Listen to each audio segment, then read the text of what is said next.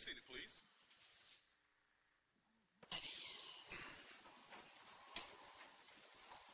Counsel for just planning purposes approach, please.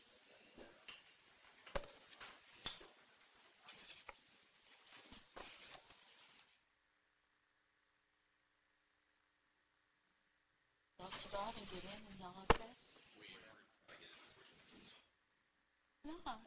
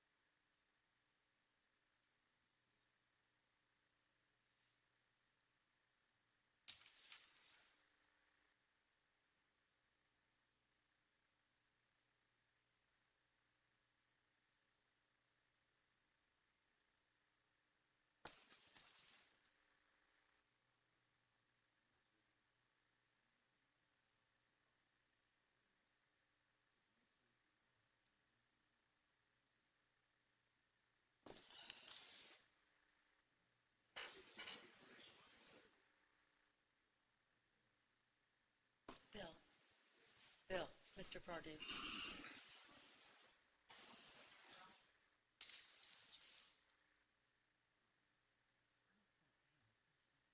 Here, look.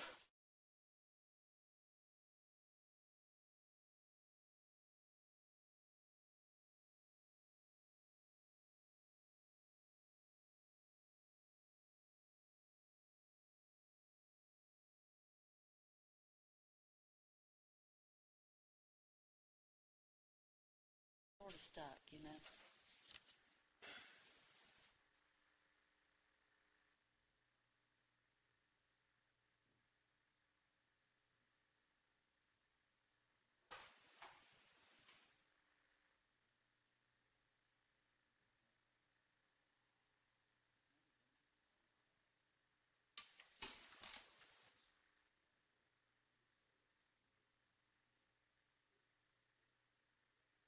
Ejected.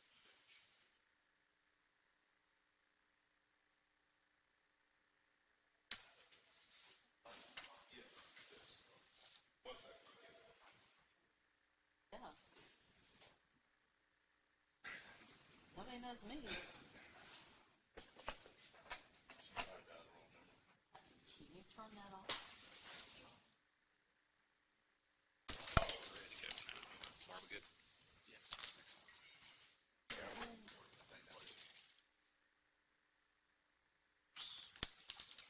They lost in the hurricane.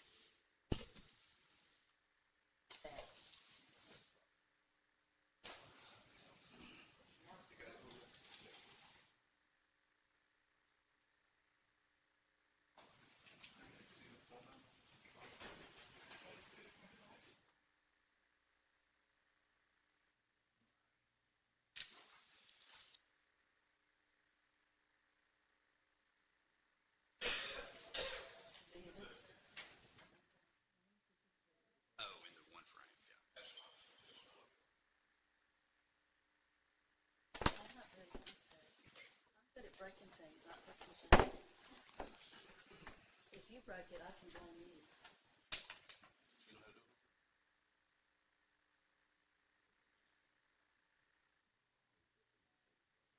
Good to you, and you hit the volume button too. I probably I'm not calling anybody. The only person I want to call is no longer on the phone. Wiki Leaks.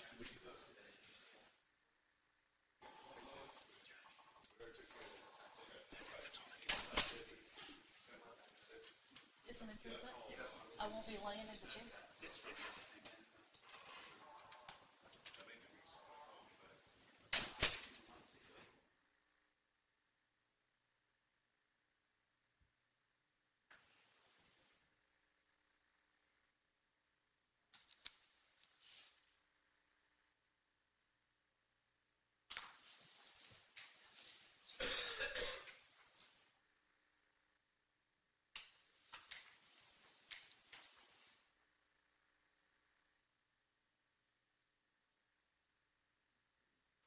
Are we ready?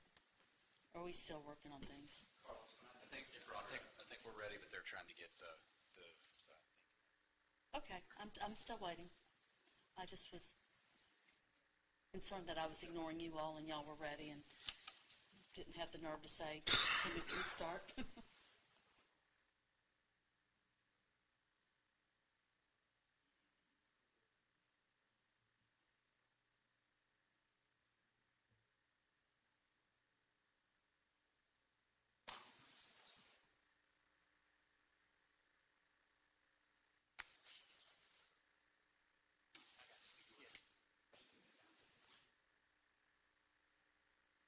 That's no problem. That's okay.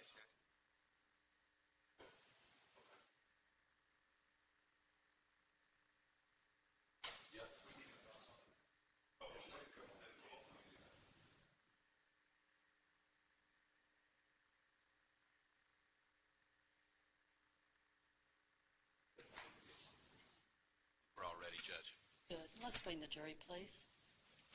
Thank you, Mr. Chestnut. All right, jury, please.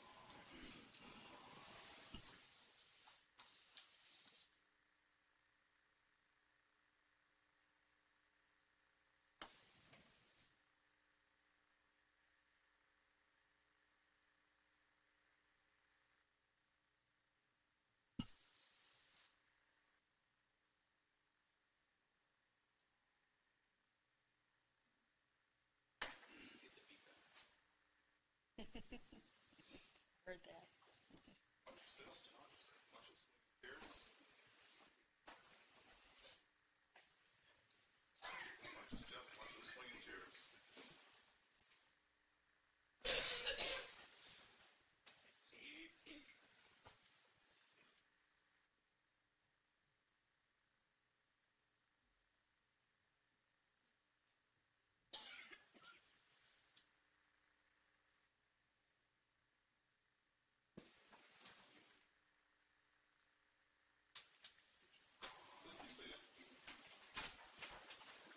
Oh, my goodness.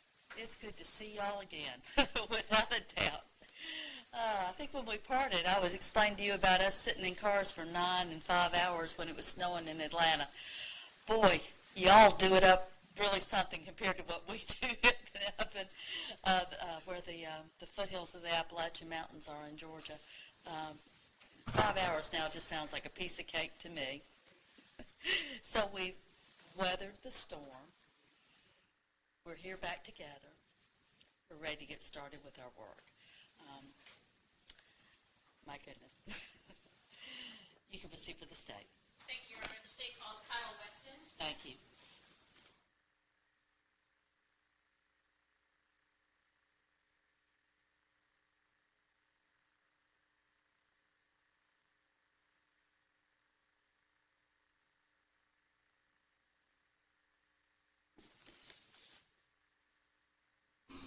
Clerk will swear you in.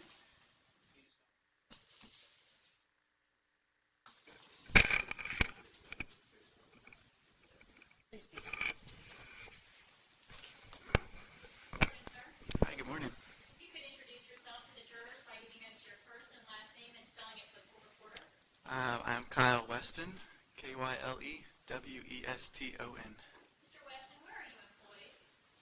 Currently at Chick-fil-A, Inc., Where are you living? Salt Lake City, Utah. Do you have some history with Chick-fil-A Inc. and the franchisee with Chick-fil-A? I do. All right. If you could tell us a little bit about your work history, I believe starting back in 2008 with Chick-fil-A Incorporated. Yes, I started working at Chick-fil-A, Inc., the corporate office in 2008, and I left the corporate office in 2012. Where did you go in 2012? 2012, I worked for a Chick-fil-A franchisee location, and I started working at Chick-fil-A in Vinings in 2012. Do you know the address of that Vinings location? 2485 Cumberland Parkway, Southeast. How long did you work at that location? 3 years. When did you leave the Vinings Chick-fil-A? August 2016. Where are you working now? I work for Chick-fil-A Inc. at a location in Salt Lake City, Utah. Going back specifically to your time employed with the franchisee in Vinings, the Chick-fil-A store there, could you tell us what your job title was? Assistant manager. What are the job responsibilities of an assistant manager? Handling customer requests or complaints, the daily financials, just the overall flow of the restaurant for that day. Does that include helping customers? Yes, it does. Thank you very much. Your job, your employment as an assistant manager with the Chick-fil-A franchisee in the Vinings location, did that include being familiar with? Yes. And what is your familiarity with that reporting system? Mostly self-taught, growing up with technology. At that time, how did that reporting system work? How were you able to save and retrieve data? It was recorded on a DVR system in the back office, How would you be able to retrieve data? burning a DVD. Is there a way that you would be able to search for certain information? There was a search tool, yes. What did that search tool comprise of? What information did you have to put into the system to get out what you were looking for? You could only search by the time that you were searching for, and you could do the variance between 30 minutes or an hour. Is that something you had done on a regular basis, or at least were familiar with it? Familiar with.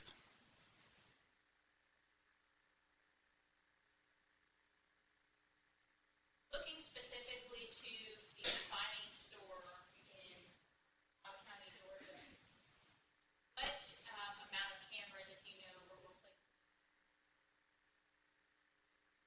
approximately 8, I think. Is it pretty standard across Chick-fil-A stores, or is each location? It's pretty unique. Depends. Looking at that store specifically, where were the cameras placed? Most were behind the cash registers facing down, and a couple were facing the queue line of the restaurant as well as the drive-thru. Able to see any part of the dining room? A little section of it. It wasn't focused on the dining room, it was just the background. Are you able to see people sitting at all of the tables eating their food, or some other part of the dining room? Just some parts. And did that include the full body of the person in the dining room, or did the image only Parts of the body, usually from the waist down. that be due to the camera angle? Hmm. And the idea? Oh, yes. And which camera would capture that downward angle into the dining room? Camera that would be on a side of the wall facing the counter, but also capturing what was in the surrounding area. Camera that is placed behind the counter, what types of activities does it report? The interaction between the team member and the guest that's ordering. Does that include the cash register? Yes. What about the drive-thru? The drive-thru captures the person that's ordering at the speaker, as well as a few cars that are in the queue line, and then the interior facing out so it can see the cash register as well. Are you able to see the parking lot at all? No. How much data back in the time you worked at that location, how much can be stored at any given time? Approximately 7 days, I believe.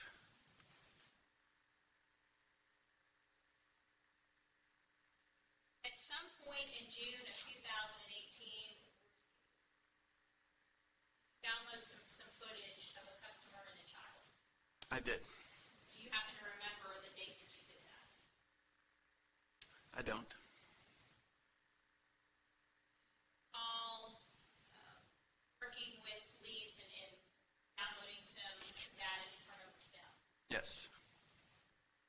Do you recall if anyone else was present at that meeting? I don't. Do you know a gentleman by the name of Chris Redmond? Yes. Did he work with you at the? He did.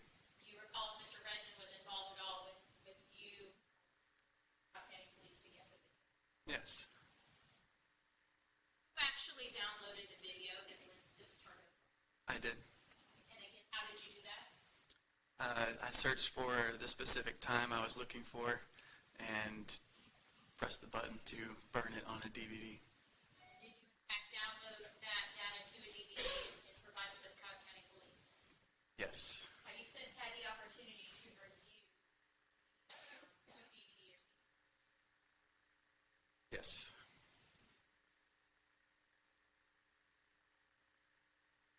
Place your initials on that. Which one it was that you reviewed? I did. Showing defense counsel has been marked as States 38.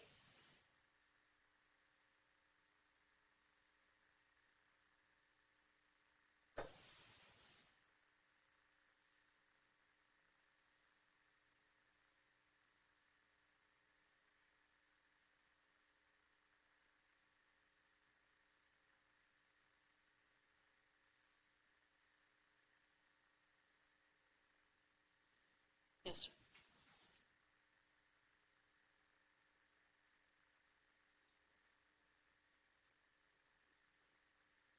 Correct. Does it contain everything? Yes. No objection to it, then, Judge. Admitted.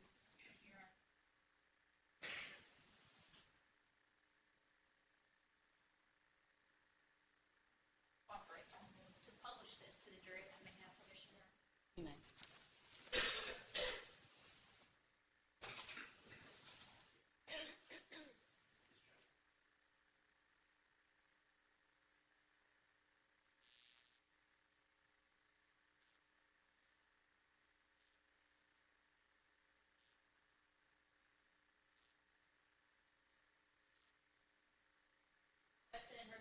video, were we able to review it on another screen that looks just like this, the same machine? Were we able to get it to fill up the full screen? Yes. Well, when we pulled it up, were we able to have it? Not full screen, just the half, So the view. doing the best that we can. If you could step down with me, we're going to play this little carrier form. If you go ahead and click on it.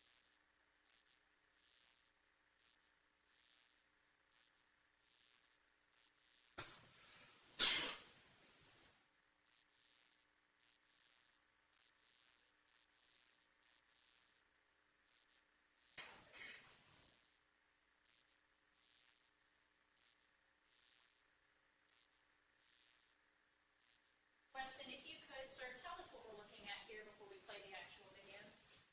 Our front counter of the restaurant, so the customers would come in.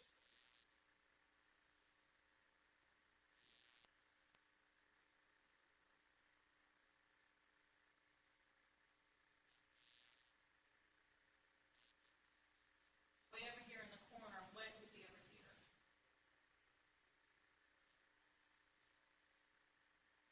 Standing at this cash register and you look straight out, what would be to your? What about where we're standing, which would be to the right of this cashier, what would be on this side? Wall that's right here, and then the walkway goes to the drive. That in this back area where you see a gentleman. Recognize the individuals here. Can you tell me who this gentleman is?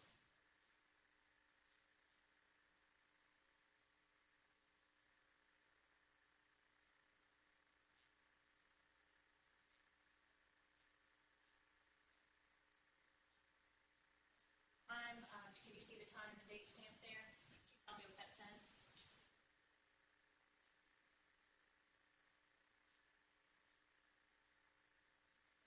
The timing of, I should say that the accuracy of the time and date stamp. What is your, at that time with this video system, what was your familiarity with the time and date stamp?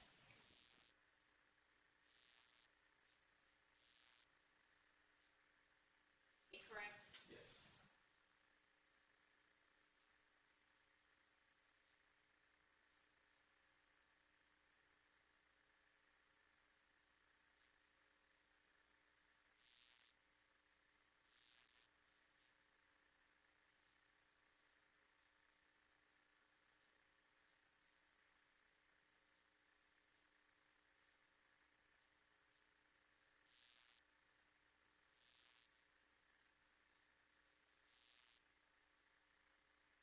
Recognize him in any way. Here, it's pretty typical morning at Chick-fil-A.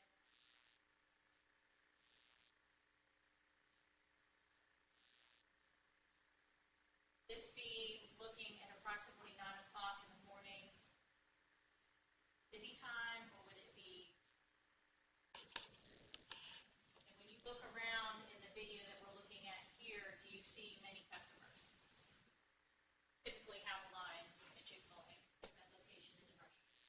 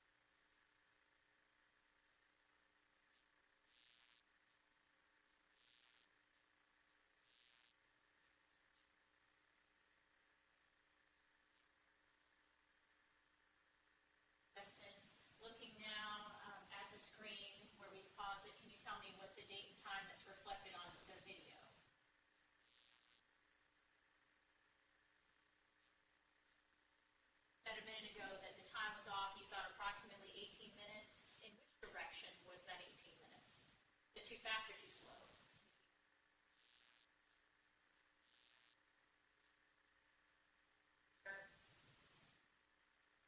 That same person in the red shirt holding the child now walking out with the drink.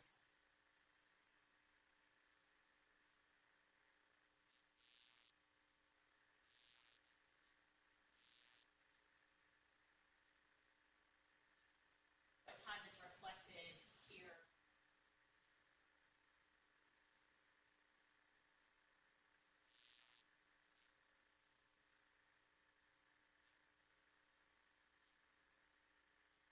Are there other cameras placed in the same general area that may capture some of what we see here, but may have a closer on view of the customer? Yes. Knowledge camera 7, is that what we're looking at here on the screen?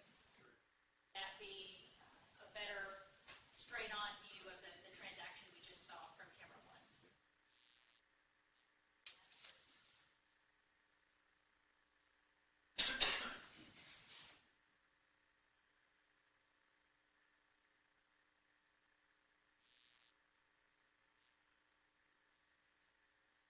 And looking now on this camera, capturing the timestamp, what is the date and time reflected here? 6.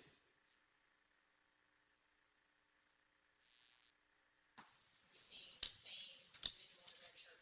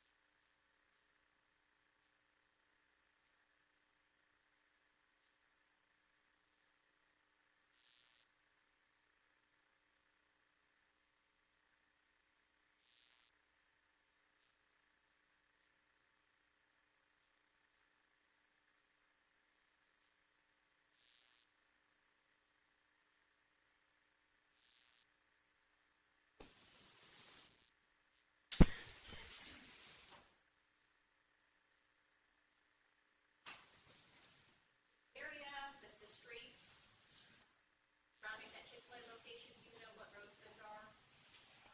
Paces Ferry Road and Cumberland Boulevard. Are you familiar with that area, even though you've moved out of state, are you familiar with those roads? Yes.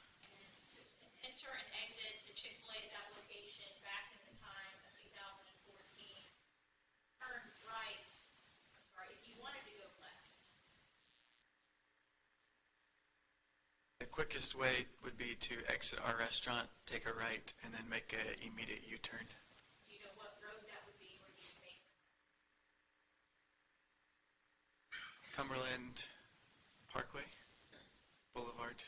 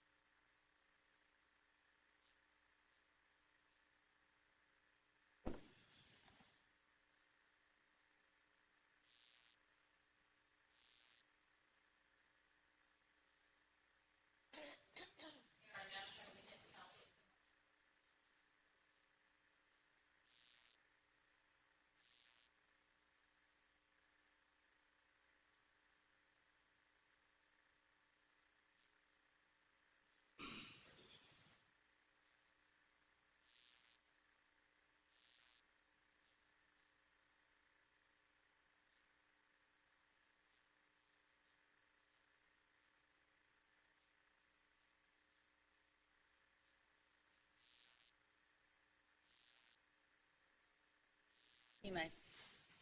Weston, I'm going to show you the same photographs I just showed to the opposing counsel. First, looking at the batch marked 239 through 245.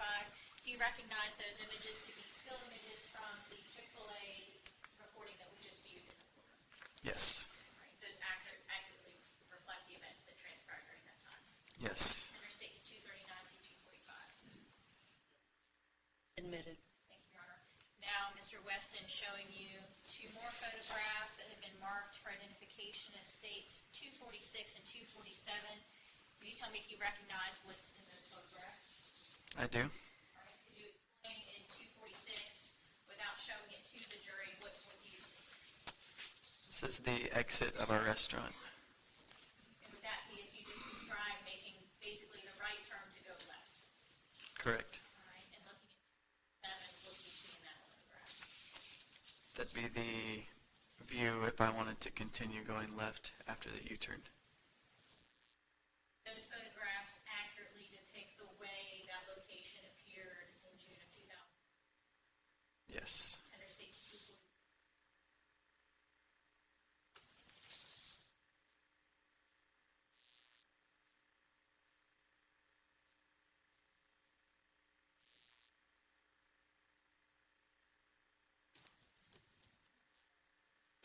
Also, preparation for your testimony today, have you viewed the same photographs in hard copy on a jump drive? I have. After viewing those photographs, specifically 239 through 247, did you mark your initials on that jump drive to indicate that you had viewed those and those were the same photographs? I did. Showing defense counsel.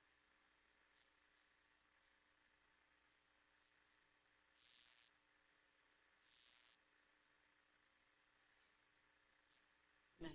Mr. Weston, taking a look at what's been marked for identification as 248, do you see your initials that you placed on that jump drive? Yes. And does that again indicate that you have identified the photographs contained on this thumb drive to be the same as what we've already tendered in hard film? Yes. Permission to and publish to the jury. May do so.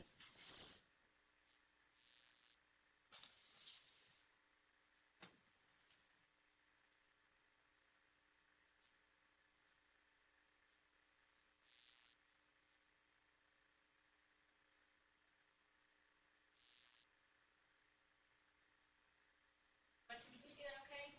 If you can, I don't need you to step down it again.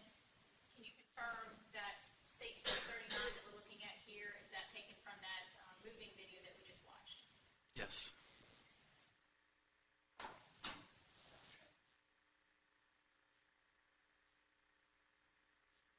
And you're able to see 240? Confirm that this is also a still image taken. It is. Thank you.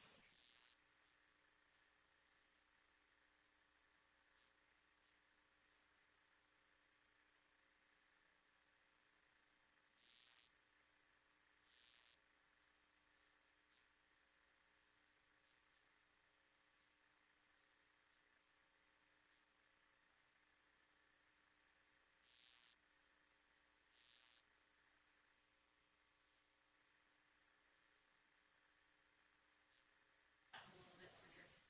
Weston, looking at the photograph that's on the screen,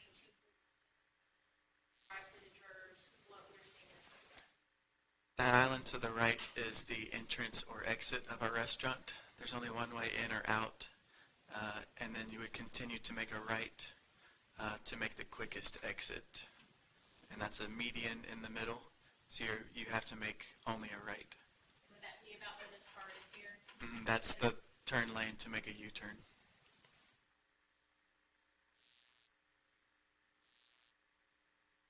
Now looking at states 247, is this showing us after having made the U-turn?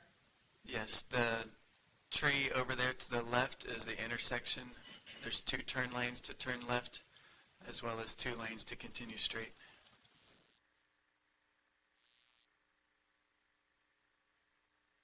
All the questions I have at this time.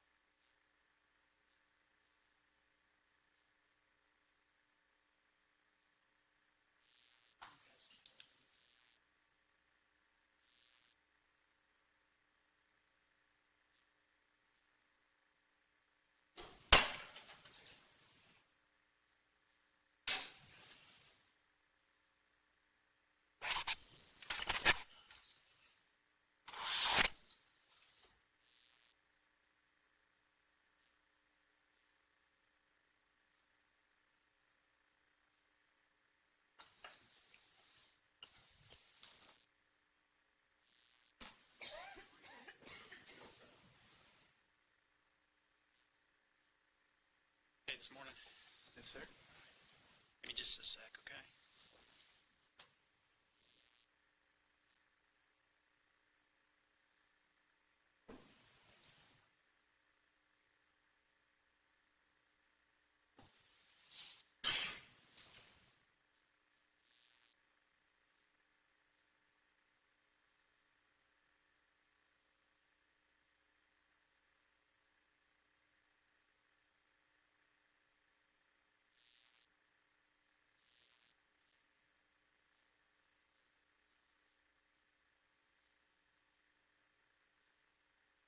Is that Yes. Yes, sir. right? So you were actually, I did. okay, that's good. It is.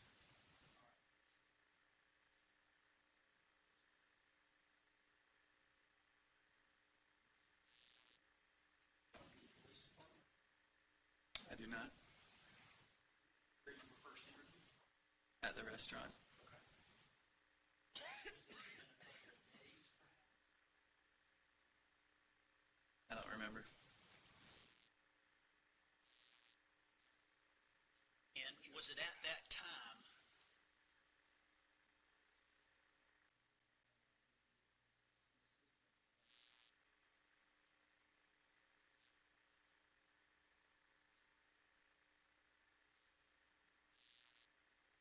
No. So you've got video for it?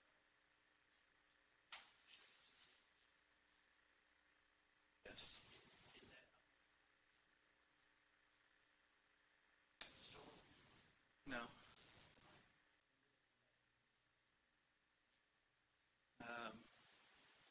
Later this year, maybe?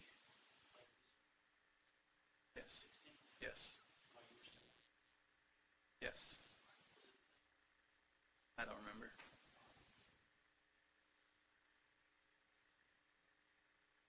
Yes. Okay.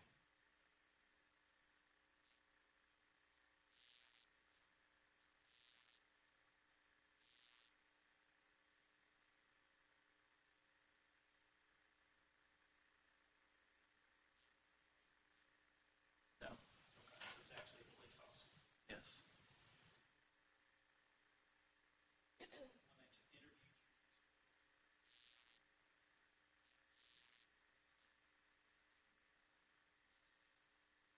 Yes. No.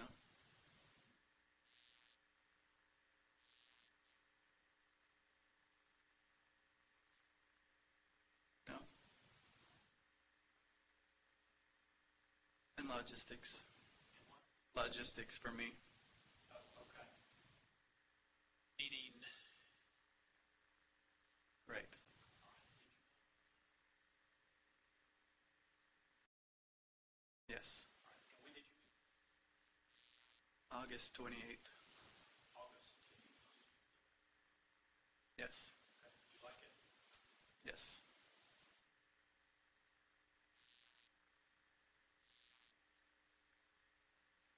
Quick, a couple of maps.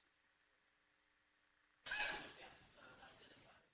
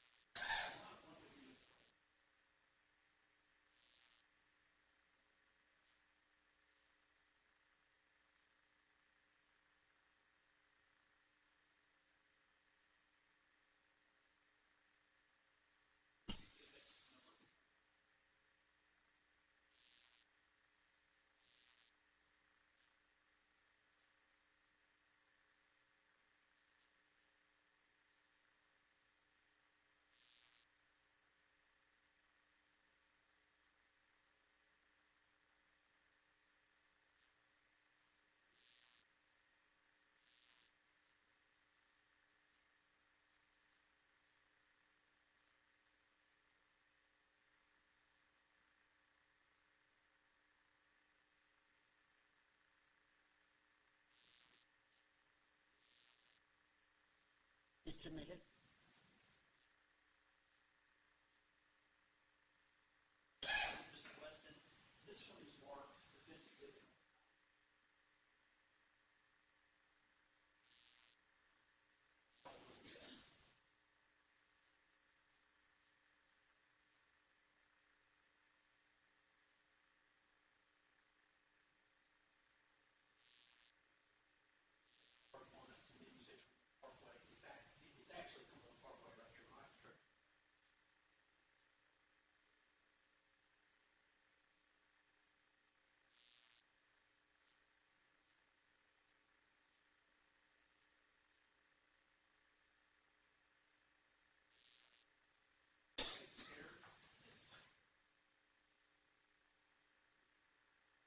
It's submitted.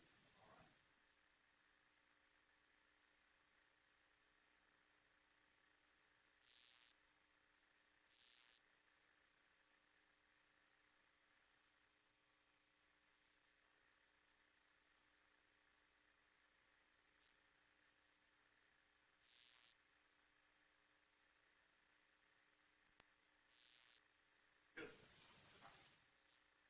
First one.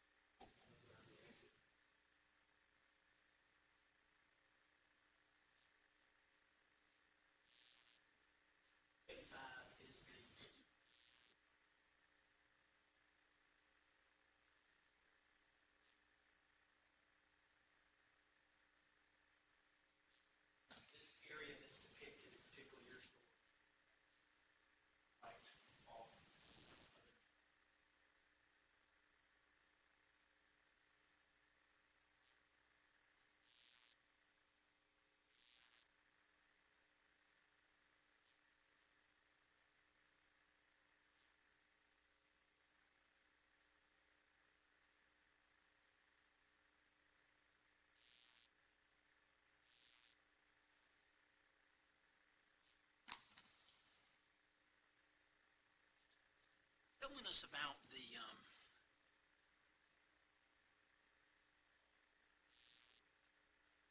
Yes. and you said it's approximately, Yes. but you don't know exactly how much it is. I don't.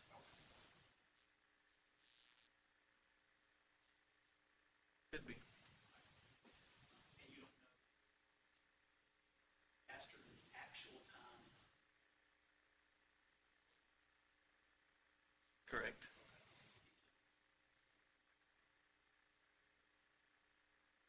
It's not.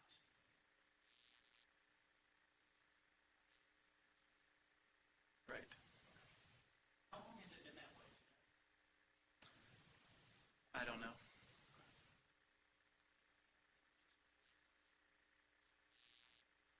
Copying that video for the police? We already knew about it. Okay. Yes. That one of your main responsibilities?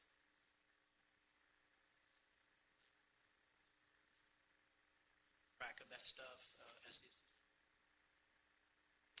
Yes, I was more familiar than the others.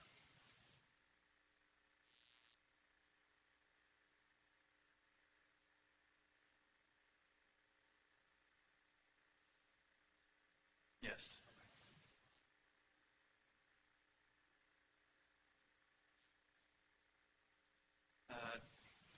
Handling any customer request, customer complaints, meeting the needs of the guest, whether it's on the front counter or catering, daily financials, handling the daily, the numbers of the store, frequent contact with the corporate office for any IT issues or resolutions, and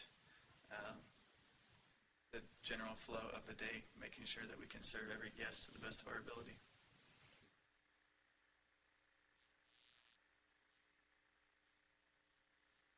What about scheduling of employees? Familiar with. I wasn't the one at the time. As assistant manager? No. Customer complaints? Have a whole lot of those to deal with, didn't you? Be surprised. And you use the word financials. So as assistant manager, it's a big part of your job. You were kind of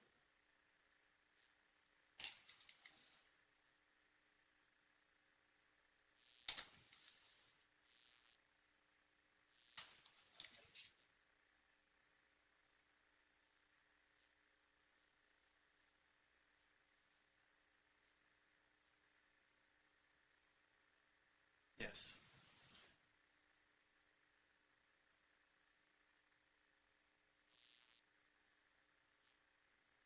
One of them.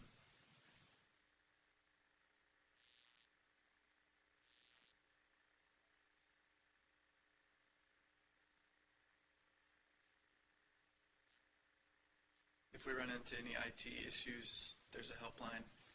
There's a helpline for guests. There's a helpline for gift cards. They're very regularly available if there's a need.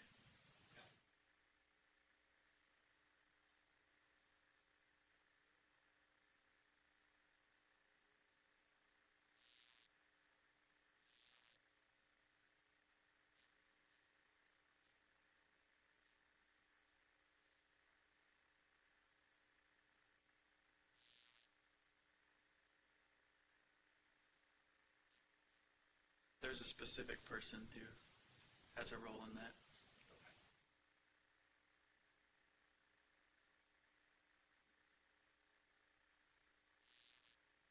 I didn't order truck.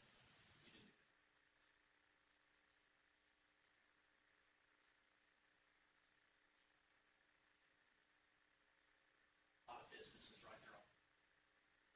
Correct.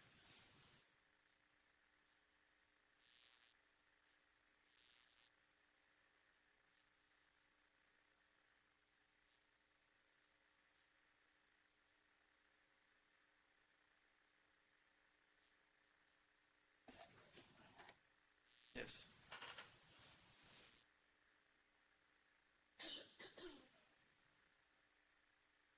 Yes. So if they were,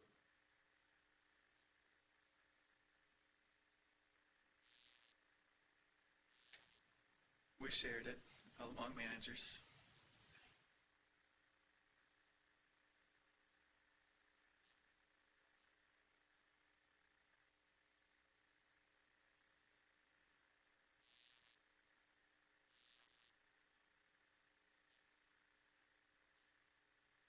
No.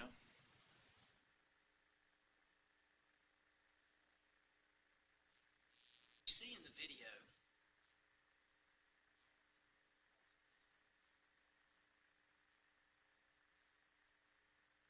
shakes hands with photos.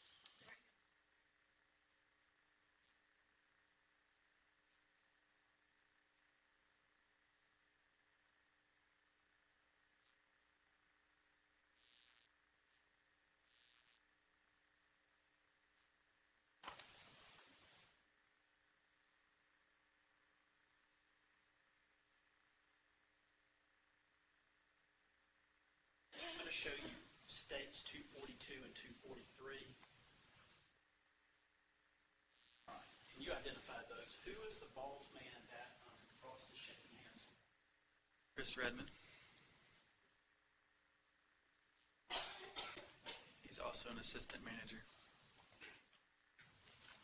And he doesn't work at that particular store anymore either, does he? He does not. Okay. Didn't know Ross though yourself. I did not. I apologize, you may have said it. No. Where were you?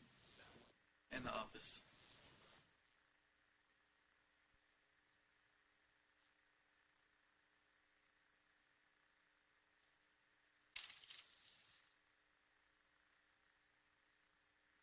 Am I correct that you were the Saturday crew leader? I don't remember. I wasn't. That's not a specific title. Yes.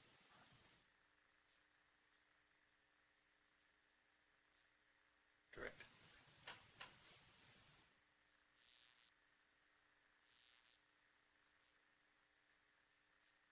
Did you have any?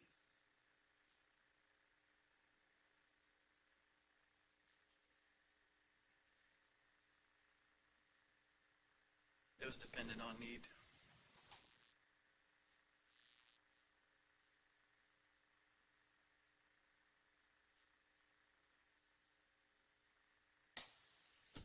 Did you work 6 days a week? It was busy. Correct.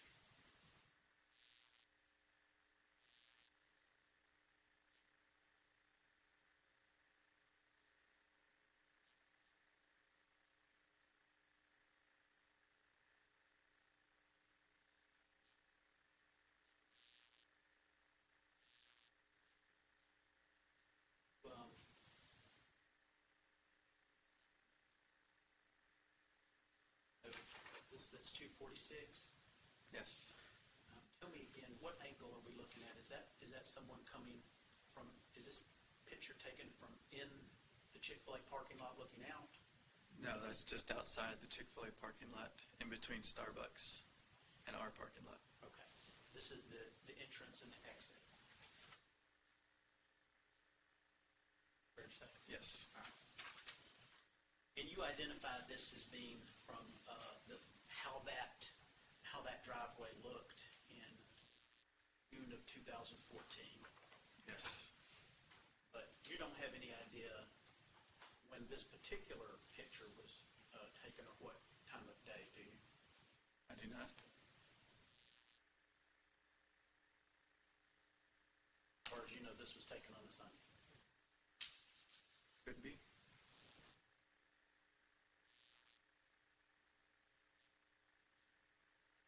Same with 247. Could orient me to where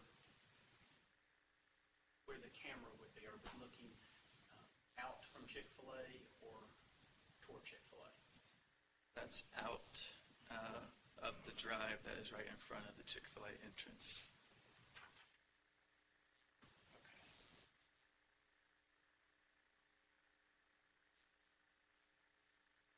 Chick-fil-A would be like over here. Yes. Okay. So if in 247, so if we come off the interstate and we come down Cumberland and we turn into this turn lane, Starbucks is over here to our, well, it would be to our right, Yes. and Chick-fil-A would be to our left. You'd have to make a left to go into Chick-fil-A. Okay. And I understand that the curb cuts, if you will, off Cumberland Parkway, this is certainly how they looked in 2014, but you don't know what day of the week or what time of day that this particular Google is taken? No. Okay. And it's fair to say, this is a very, very high traffic area, isn't it? Yes.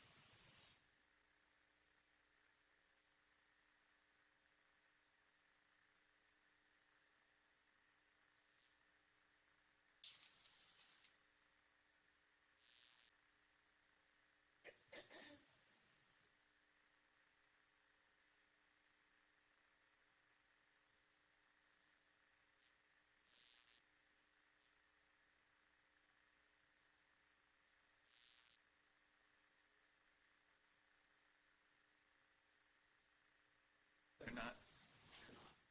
No.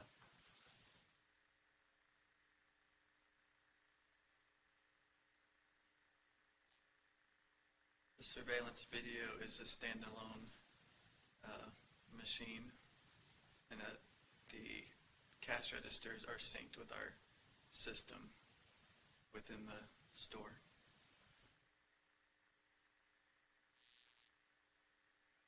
This day in particular that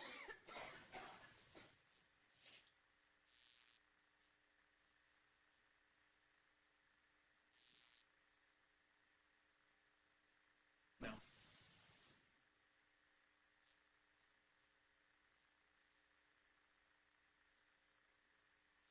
No.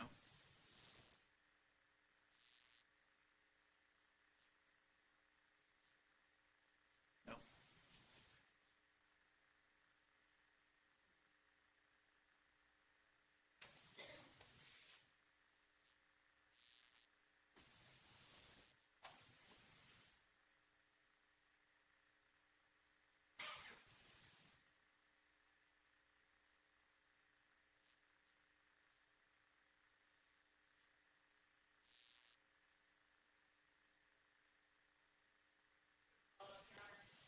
Weston, looking at what's been tendered as defense exhibits 4 and 5, these two boards that Mr. Kilgore just had you answer some questions about, do you have any way of knowing what the day of the week was that these images were taken? No. Any way of knowing the time of the day? No. Thank you, sir. You're free to go. Next witness. State calls Chris Redmond.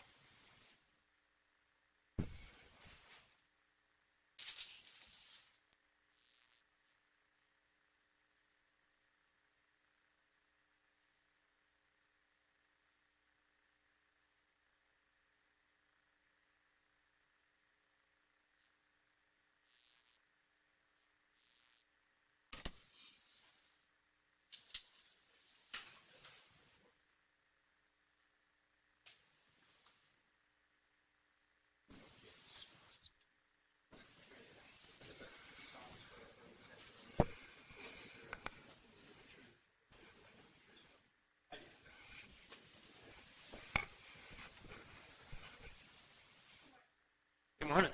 You can introduce yourself to the jurors by giving them your first and last name and spelling it for our full board. Yes, my name is Charles Christopher Redmond, and it's Charles C-H-A-R-L-E-S.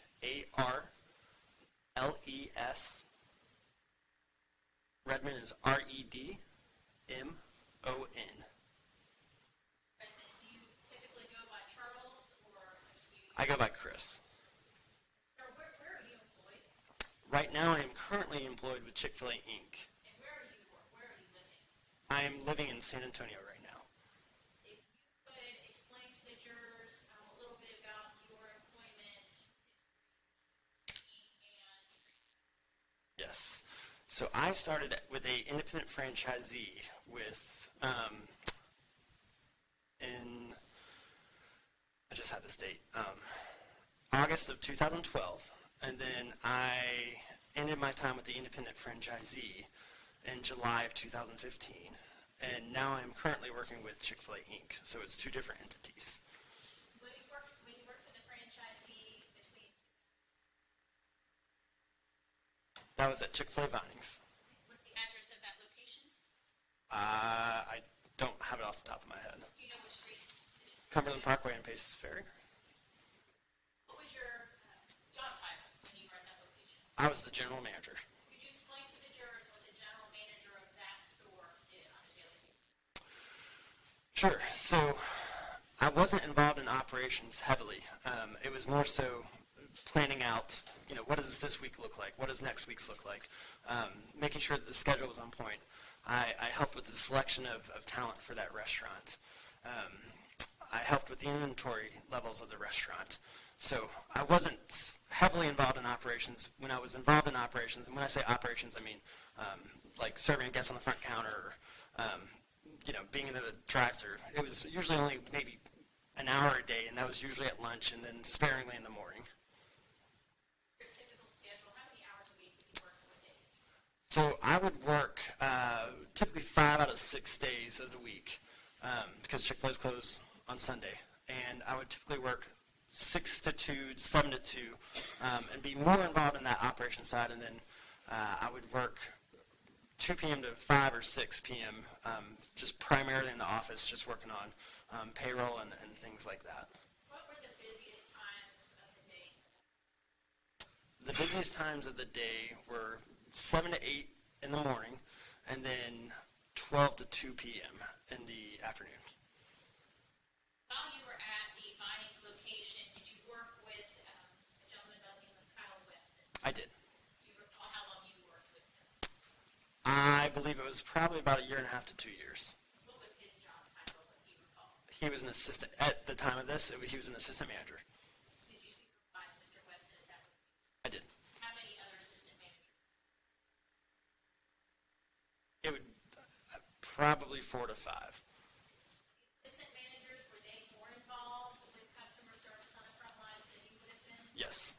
Typically, if you have a percentage or take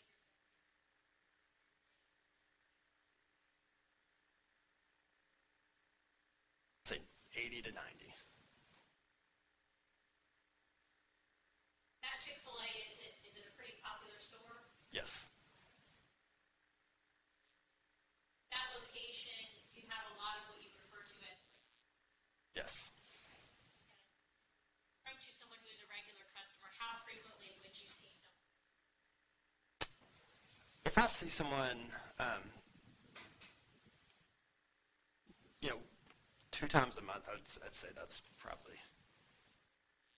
Some of those customers, do they actually come in? Mhm. And have to answer yes or no. Yes, yes, And those frequent customers, some of them, would you know them by name? yes, Some of them, would you know from some other familiarity with that person? yes. What types of things might you identify with a certain customer that you would remember when you saw them?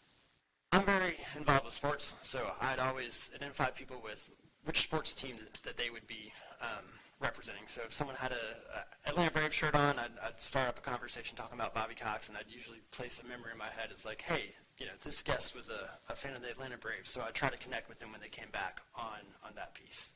Do you have any regular customers at that store in Vinings that had attended the University of Alabama or were fans? Yes, Anyone in the courtroom today that you recognize to be one of those regular customers? yes, Mr. Ross. All right. Please tell me, the gentleman that just stood up, is that who you're identifying as Mr. Ross? Yes. All right, let the record reflect that the witness is identifying Lieutenant Justin Ross here. It may. Mr. Redmond, if I can ask you a little bit about how you're able to now know that later learned what his actual name was. Right. All right. You learned of an incident involving the passing of Miss Smith.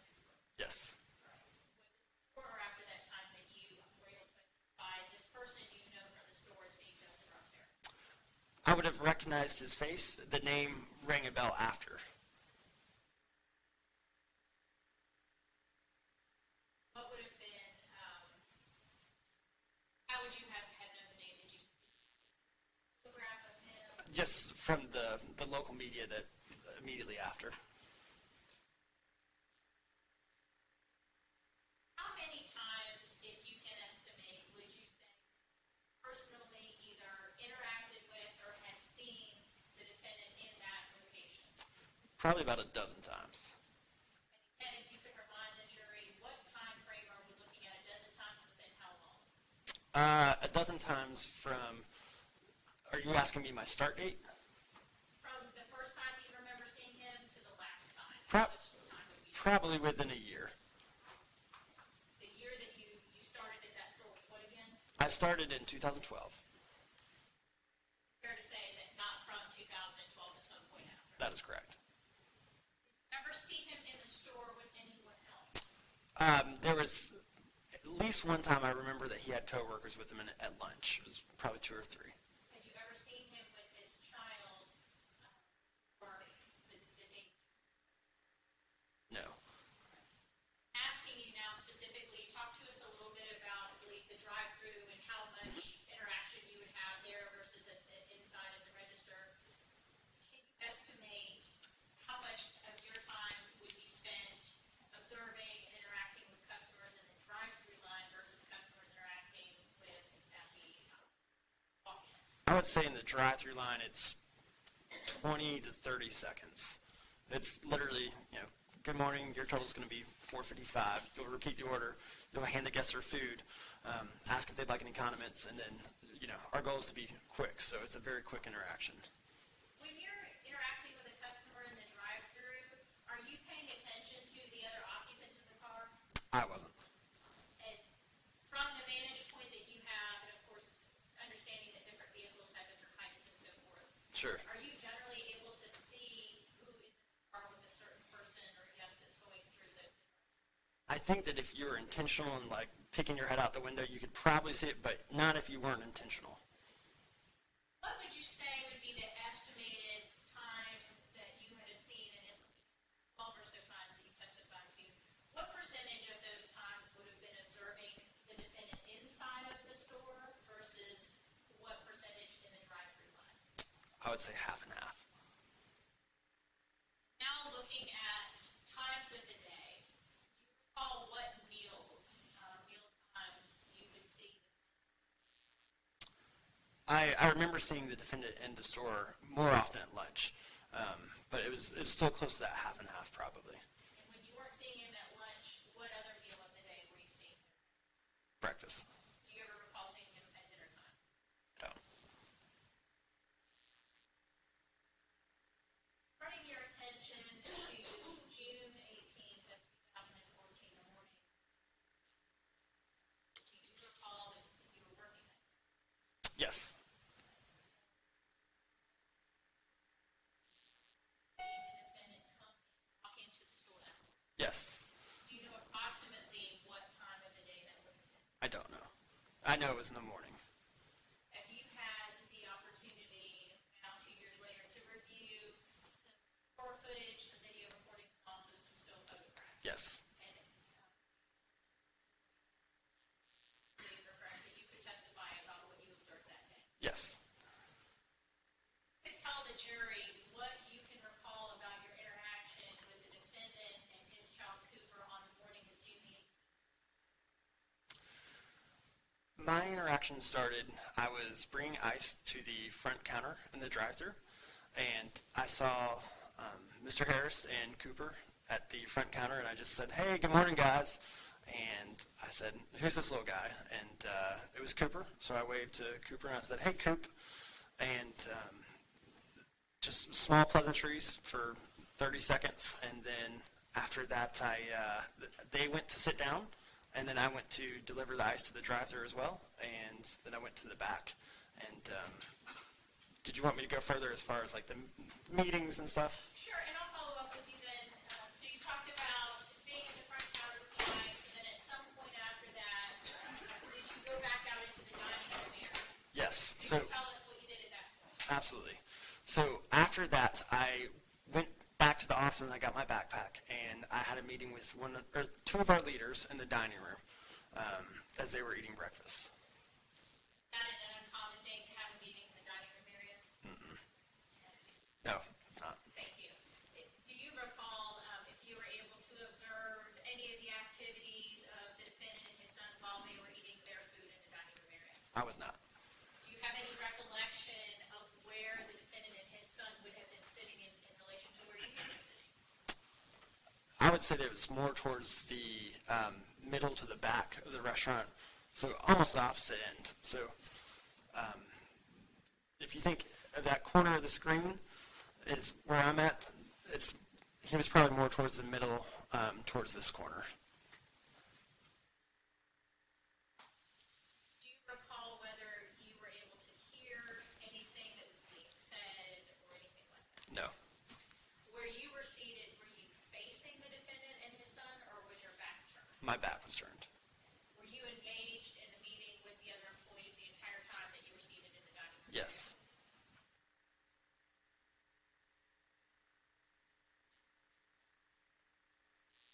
And then we're going to do it this time. We've got some photographs that you've already reviewed. Looking at the Chick-fil-A. I can have you, your Amanda, will you step down?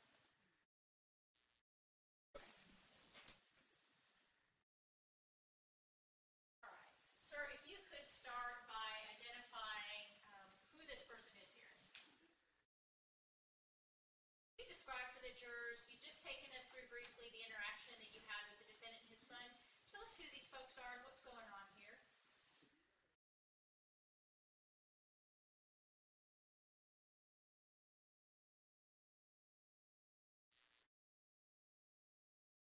Recall the name of this individual.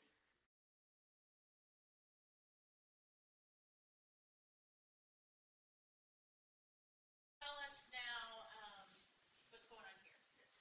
I'm literally just saying, hey, good morning, it's good to see you. Telling us again now, looking at, do you see a time and date stamp here top of the screen? If you could for the jury, because they probably can't see the time and date stamp that small, what does it say? So the date is June 18th, 2014, and Talking about the time that's reading 9:18 a.m., do you have any knowledge of whether or not the time reflected on the video was actually a correct time? I believe that the time is off. Know whether it was off in the sense that it was fast or slow? All right. And the date that is reflected, do you believe that to be the correct date at the top there? Again, looking at the next photograph, you see the top where it says 9:18 and 16 seconds. Are we looking at the same handshake, the same interaction with the defendant and his son? See Cooper there, what he's doing, making eye contact with you.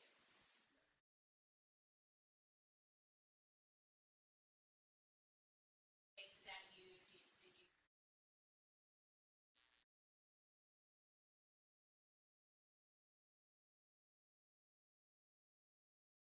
Now looking at the next frame, could you read what time is there at the top frame? Yes. Seconds, just so we can be clear. Sure. It's 9. Sequencing here, is this going to be the frame after the handshake?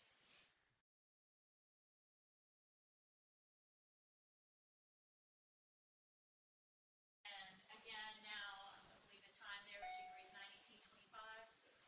What's happening here in this photo? I'm waiting to. All him, Cooper was looking at you as you were waiting to that.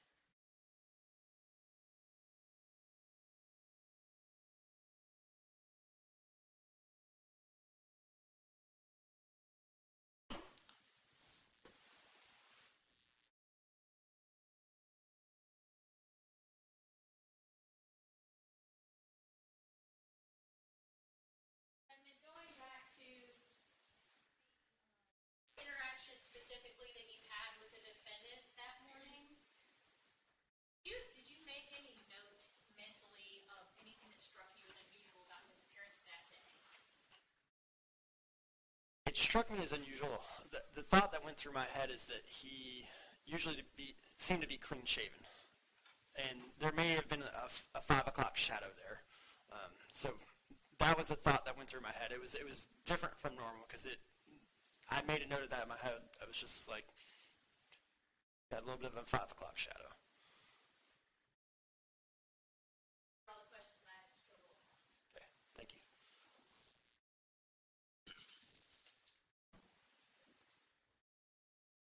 Good morning. We talked on the phone probably Yes. that time. I think you were maybe in. Sounds right. You're all over the place, right? Yes, sir.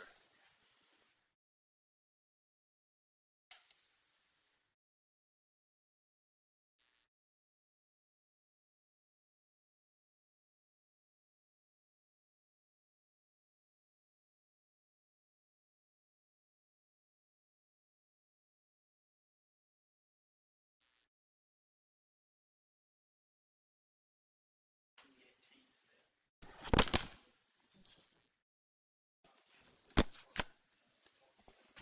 I believe it was a few months after.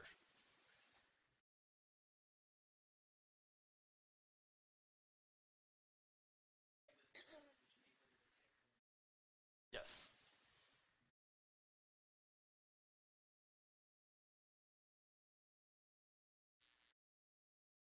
Yes.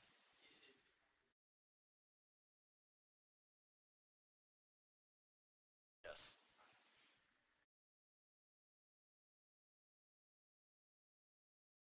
Yes. That's Cobb County. Yes. Okay. Was that just? Yes, I was living in Brookstone, which is on Mars Hill.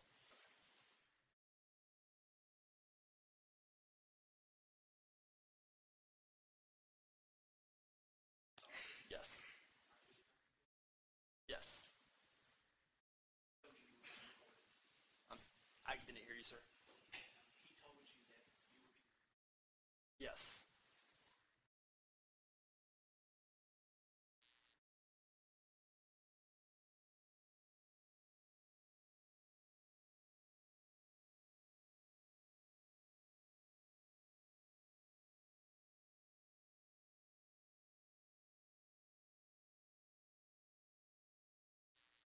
Yes.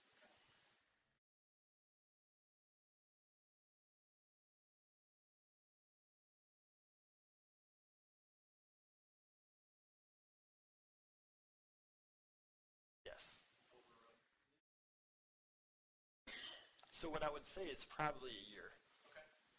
I think that the connection was made when he had an Alabama shirt on and we were just talking football. So from then on, I would always remember that he was an Alabama fan, so we would have pleasant interactions.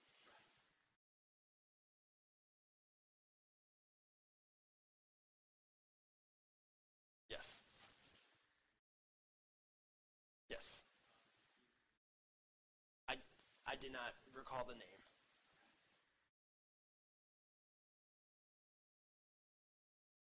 Yes. Yes.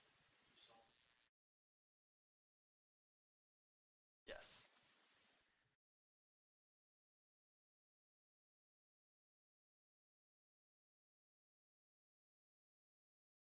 Yes.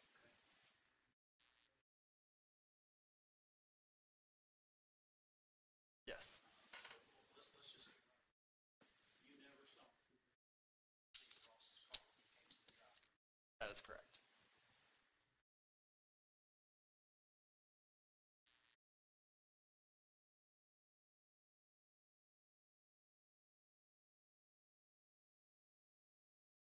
Yes. Yes.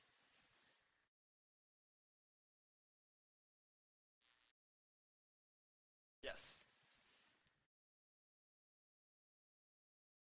Yes.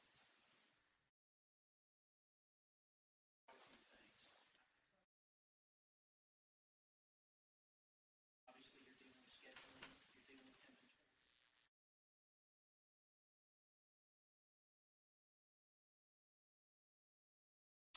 It's a wide scope. So I spend time coaching leaders. I spend time selecting team members for the restaurant. I spend time planning with the other leaders on events coming up and just talking about the future for the restaurant.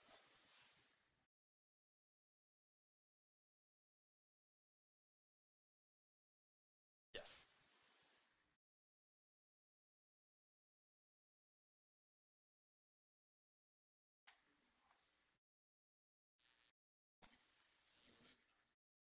Yes, I was just volunteering to help one of the team members. All hands-on situation. Yes. Right.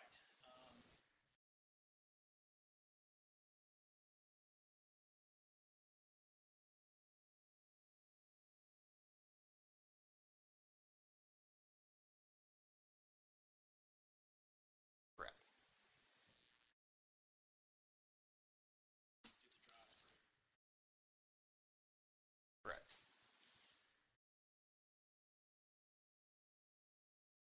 Yes. Can you do that? Yes. What we see if somebody came in that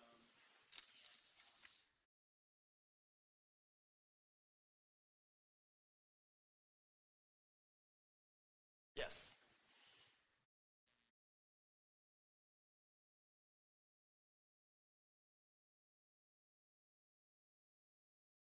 personal wasn't out of character for Ross.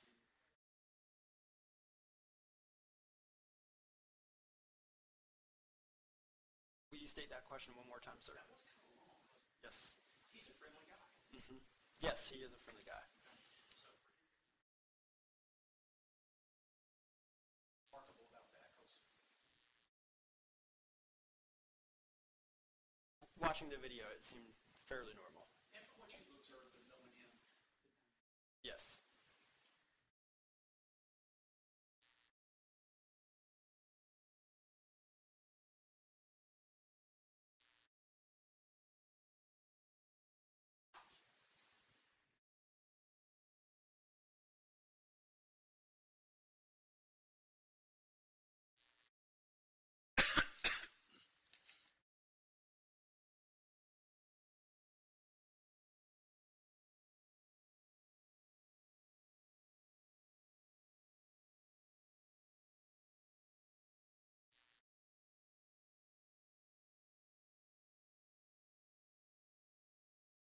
noticed, you indicated you noticed that Ross had,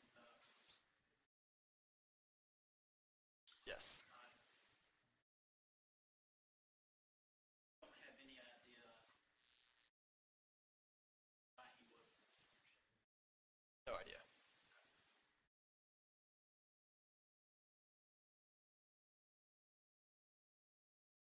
No idea. No idea. Could have been anything.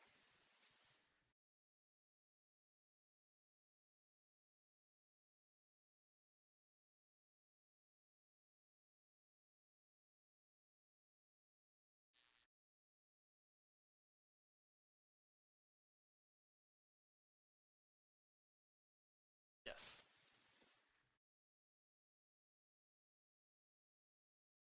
Action to hearing.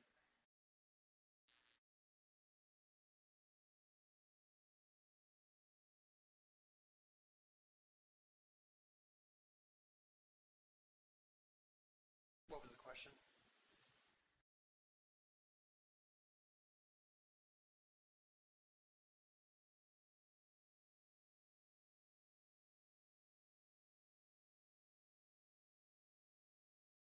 Yes, he seemed to love his child.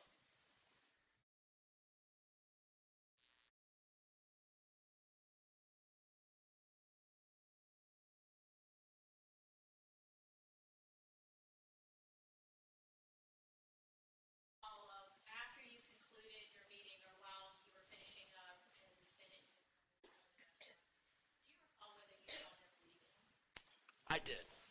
Do you remember was awake, I believe. Do you remember? Hearing. Do you recall if you said bye to Cooper then? Yes. Did he acknowledge? I do not recall. Do you remember? I don't remember seeing him sleeping. Okay. You're free to go. Okay. Thank you.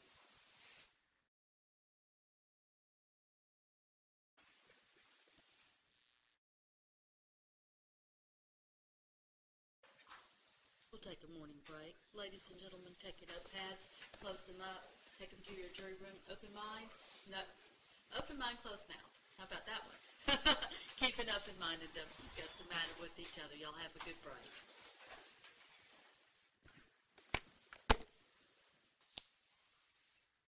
Let's break until 5 till 11. Or thereabouts.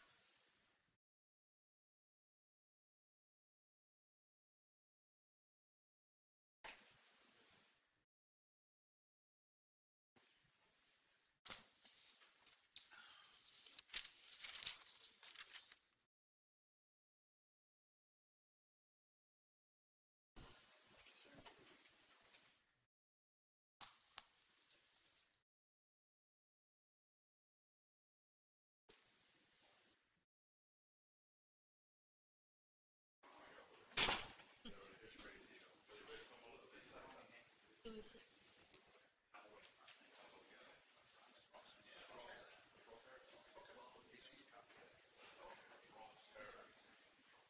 Ross Cabot. There's a difference.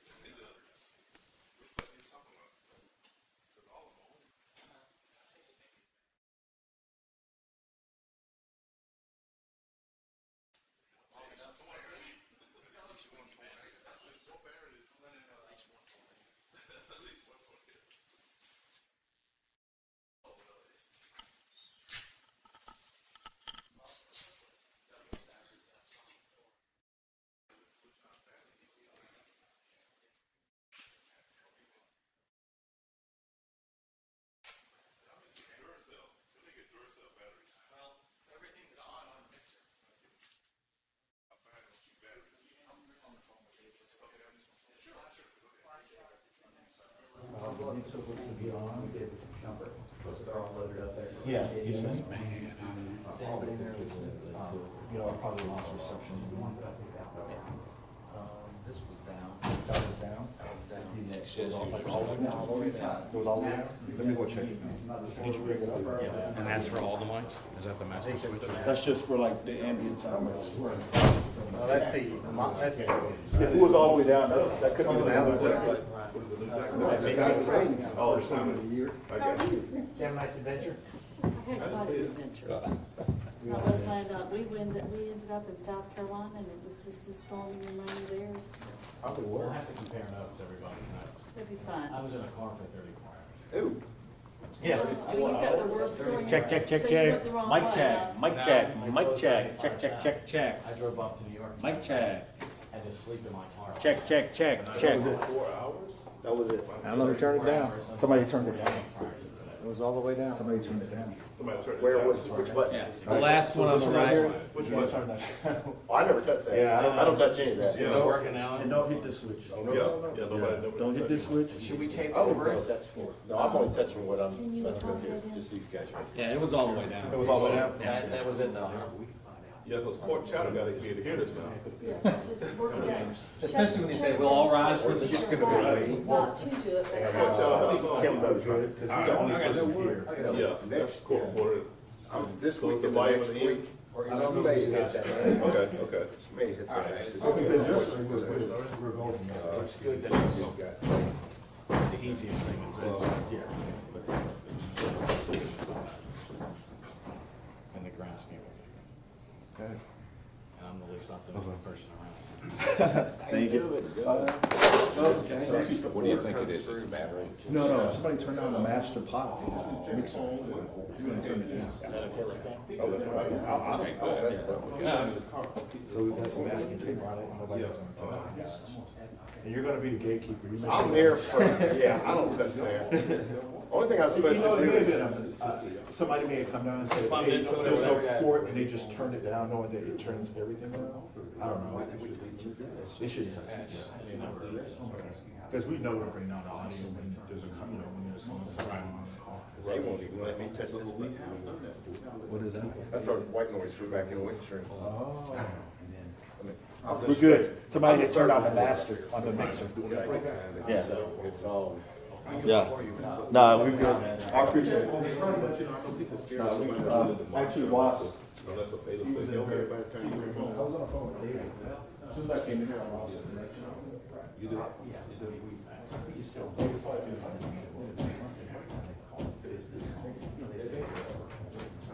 if the judge order it, I think it'll be fine, but it's up to her. She got to say.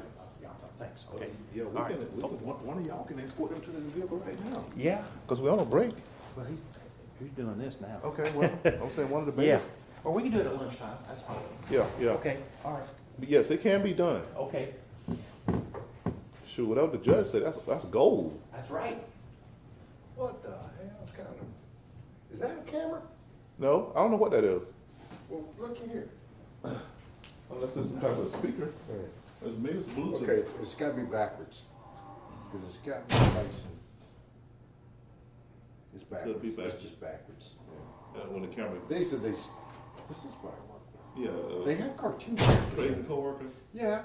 Yeah. Well, that's the supervisor there, she won't Yeah. be here. Yeah, you ought to see the one. We're gonna make her work. That's Kathy, the one who has the big headphones on. Yeah, Okay, so what do I gotta do? Y'all just be having fun. So, well, they are now. How you gonna respond back to them? I'm not. So yeah, you was reverse, wasn't you? So if they took a picture of you, well, they got it straight from courtchatter.com or they went to Channel 5? Probably. Oh, that's a new person, okay. Let's see. Okay. Let's see, this is for the condo. Oh, let's see.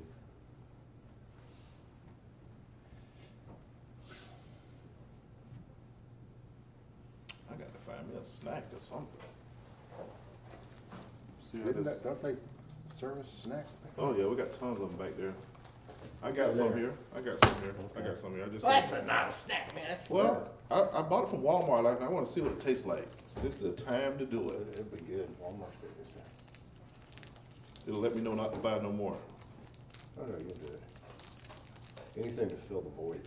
I know.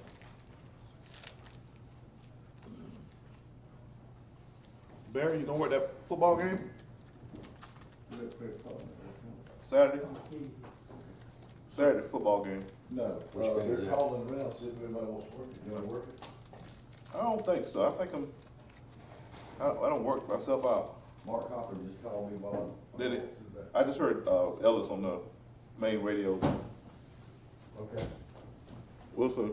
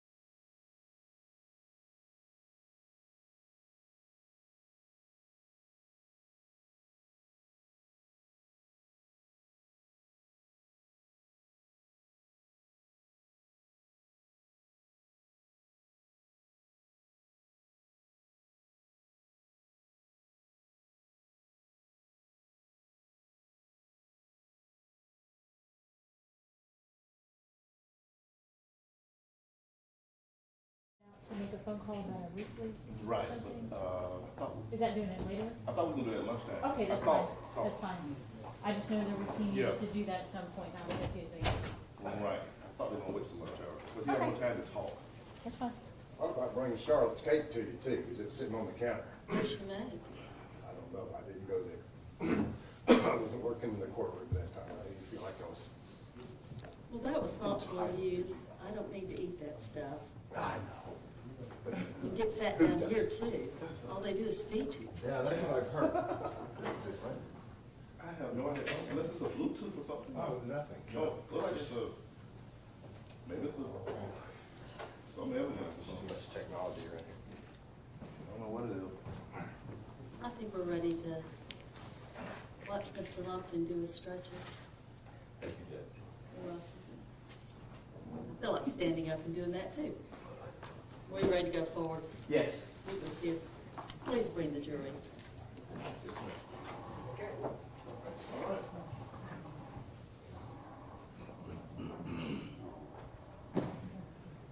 Let's rise for the jury, please.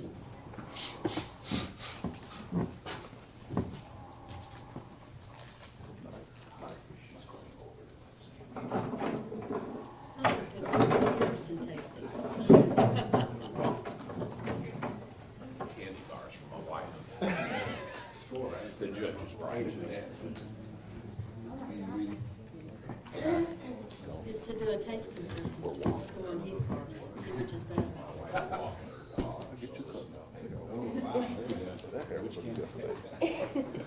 Well, it's a thank you for her buying me a heat bar. I'm a fan. Well, let me go here and cut. She said she wanted to cut.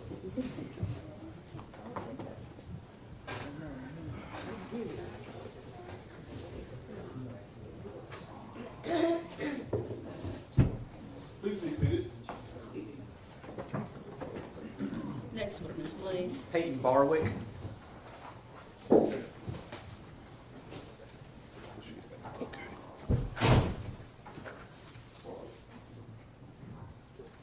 to the podium.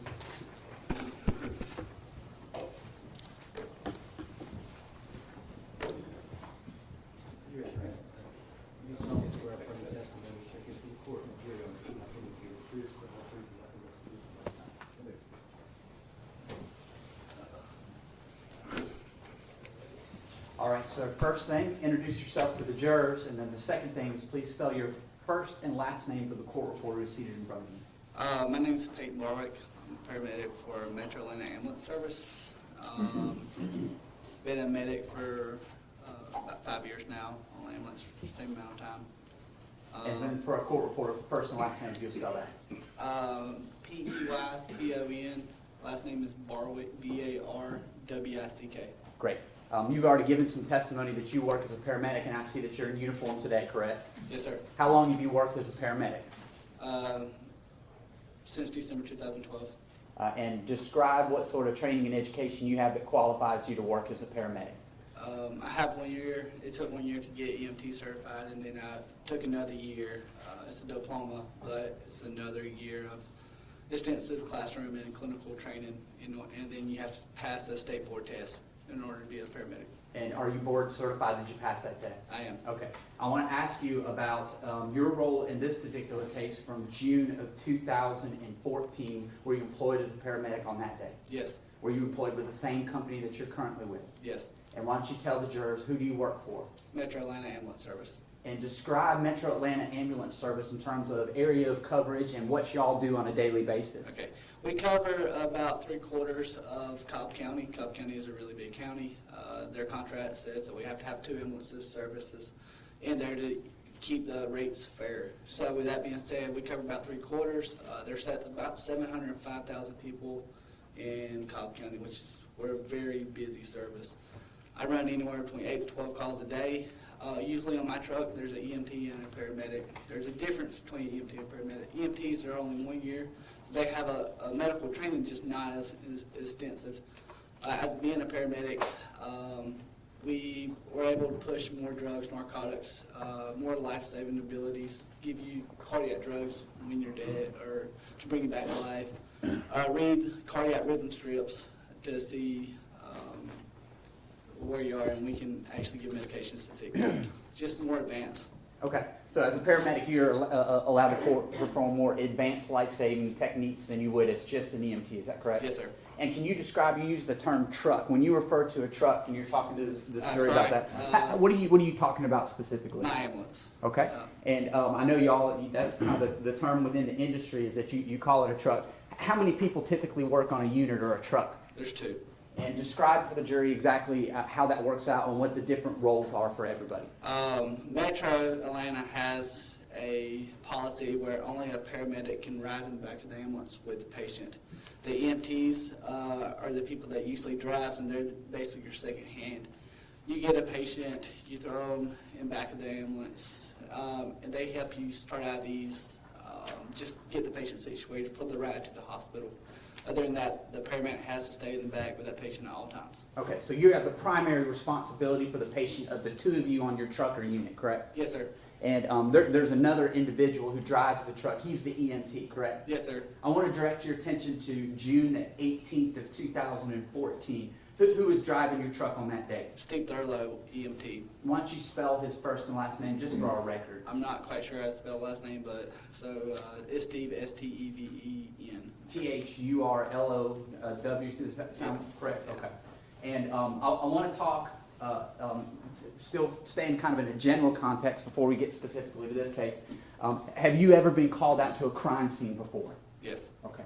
And when you arrive on a crime scene, do you typically go on the crime scene by yourself, or how does that work out in terms of safety precautions and things like that? It's according if PD is needed first. If it's a crime scene where PD is needed first, we stay back until the scene is secured by PD, and then we go in. Great. And when you refer to PD, you're talking about police department, which could be any of the police departments within Cobb County, correct? Yes, Sheriff's Department, Police Department, City of Marietta, wherever we may be in Cobb County. This jury has already heard some testimony about the differing roles between the police department versus the medical examiner's office. Are you familiar with the medical examiner's office, and have you ever had to work with them on occasion?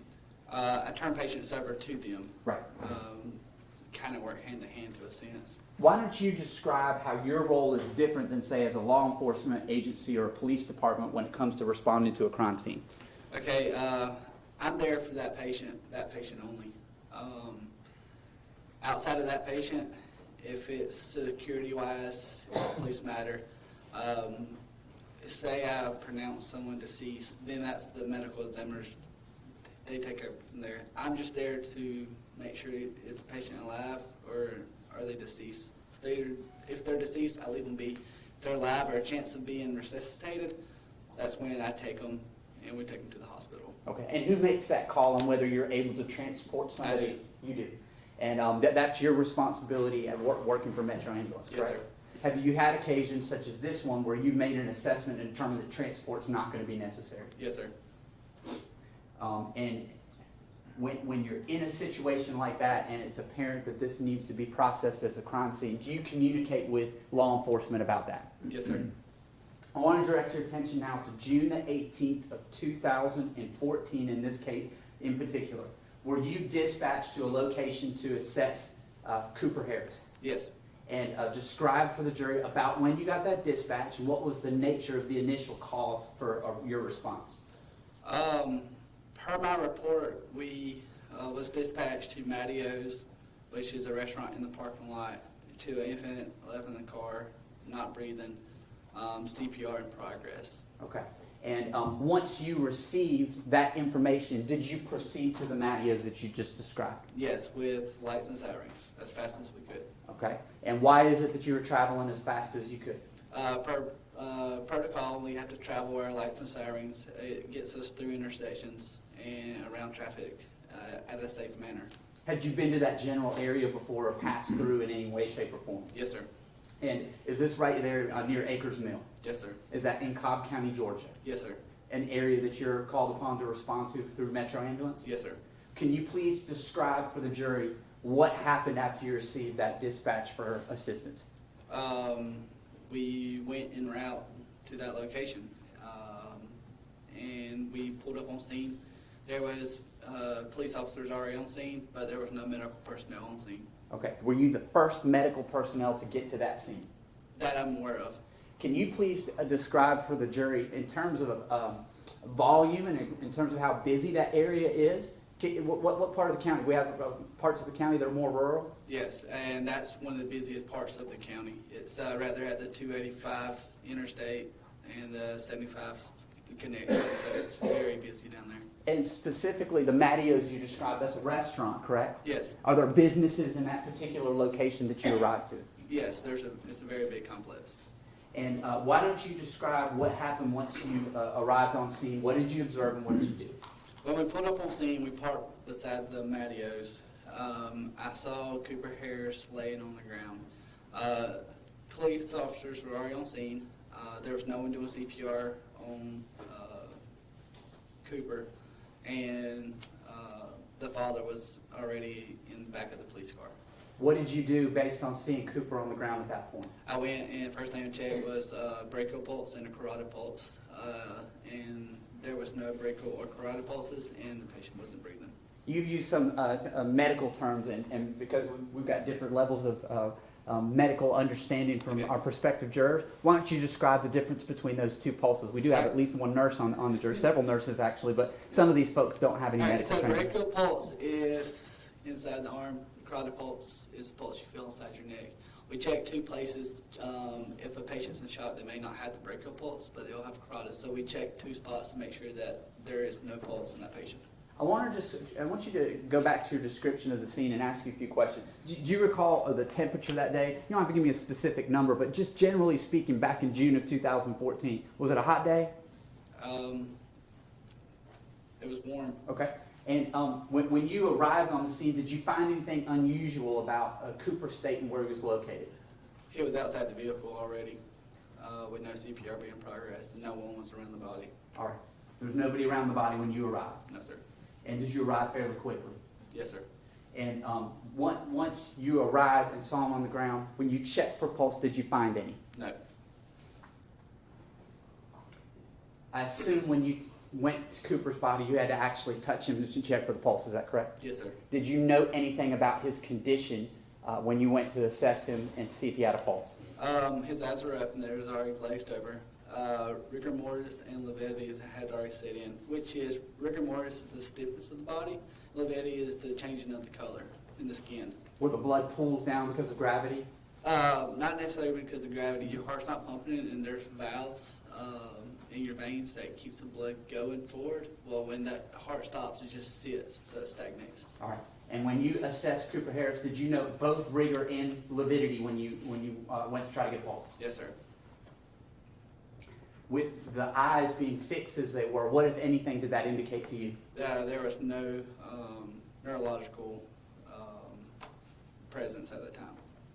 Okay. Once you realized that Cooper was deceased, that there would be no chance of them giving any life-saving measures, what, if anything, did you do after that, Mr. Farrow? I asked my partner, Steve, to go get a sheet, and we covered the body because there was several people around looking at the scene. We've seen some photographs. Some of them include a white sheet, and there's a little yellow thing beside it. Are those items that you brought to the scene to try to cover Cooper? Yes. And explain for the jury why it is that you did that. It's a 2-year-old boy laying on the ground in the middle of a parking lot. No one needs to see that. Okay. After you did that, did you have any communication with the police department about what your role would be and what kind of scene you have? Yes, I walked up to the police officer and says the patient is deceased and now it's a crime scene. You told them that it was a crime scene, that you were back From my understanding, we have to assume it's a crime scene until proven otherwise. So okay. We touch body as less as possible. We don't disturb evidence if there's any there. After you determined that there was nothing you can do, did you remain on the scene to give officers your information and also call for a supervisor? With Cooper being a child, I had to get information for him for my report, so I had to speak with Mr.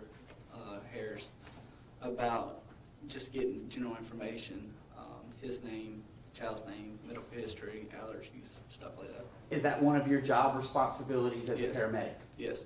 Now, you had given some testimony a little while ago about where the defendant was when you arrived on scene. Can you articulate in a little more detail where he was? He was in the back of a police car, and they said they had him restrained just to keep everyone safe. Gotcha. Now, were you focused on him when you first arrived on the scene, or was your focus primarily elsewhere? It's elsewhere. And describe for the jury where your focus was and why. It's the patient. If there was any chance to bring the patient back to life, that was my number one priority. All right. Before we get to your conversation with the defendant, I want to talk about some exhibits. And you and I had a chance to look at some of these today, correct? Yes, sir. First one is State's Exhibit number 4, by way of example. Is that a fair and accurate depiction of the scene as you saw it with some police officers with crime scene tape? Yes. State's Exhibit number 20, is that a fair and accurate depiction of the area where Cooper Harris was? And more specifically, does that include the sheet and the medical items that you brought to the courtroom with? Yes. State's Exhibit number 51, looking at 51, is that a fair and accurate depiction of Cooper Harris on the pavement as you found him when you were trying to get a pulse from him? Yes. And then State's Exhibit number 53, looking closer at 53, can you actually see some areas of discoloration that you had just given testimony about? Yes. And is that some of the lividity that you had told us about? Yes, sir.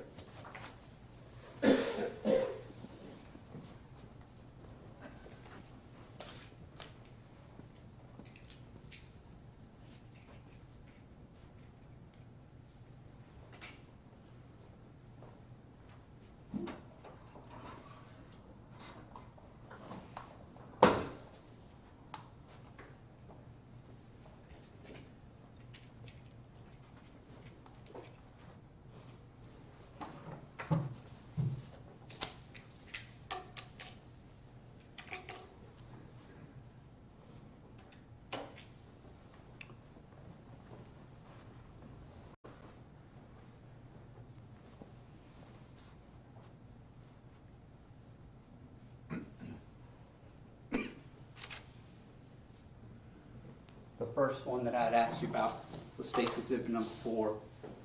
And you see State's Exhibit number 4 now exhibited up on this Mondo pad, this display. Yes, sir. Okay. Is this the scene as you found it when you arrived? Yes, sir. Okay. And obviously we have some police officers and detectives here. Is this the vehicle that Cooper was beside when you arrived on the scene? Yes, sir.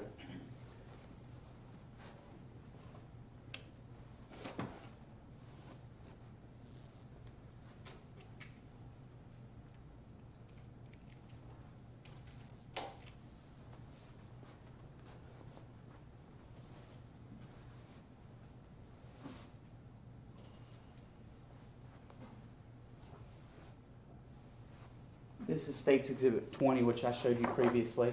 Looking at State's Exhibit 20, I want to ask you specifically, where, generally speaking, was Cooper situated outside of the motor vehicle? Where the white sheet is. Is he underneath this sheet here? Yes, sir. And is this the white sheet that you put on top of him because of the people that were outside observing the scene? Yes.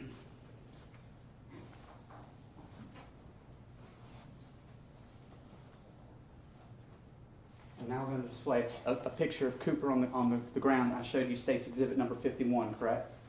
And looking at 51, is that a fair and accurate depiction of the condition he was in when you found him? Yes.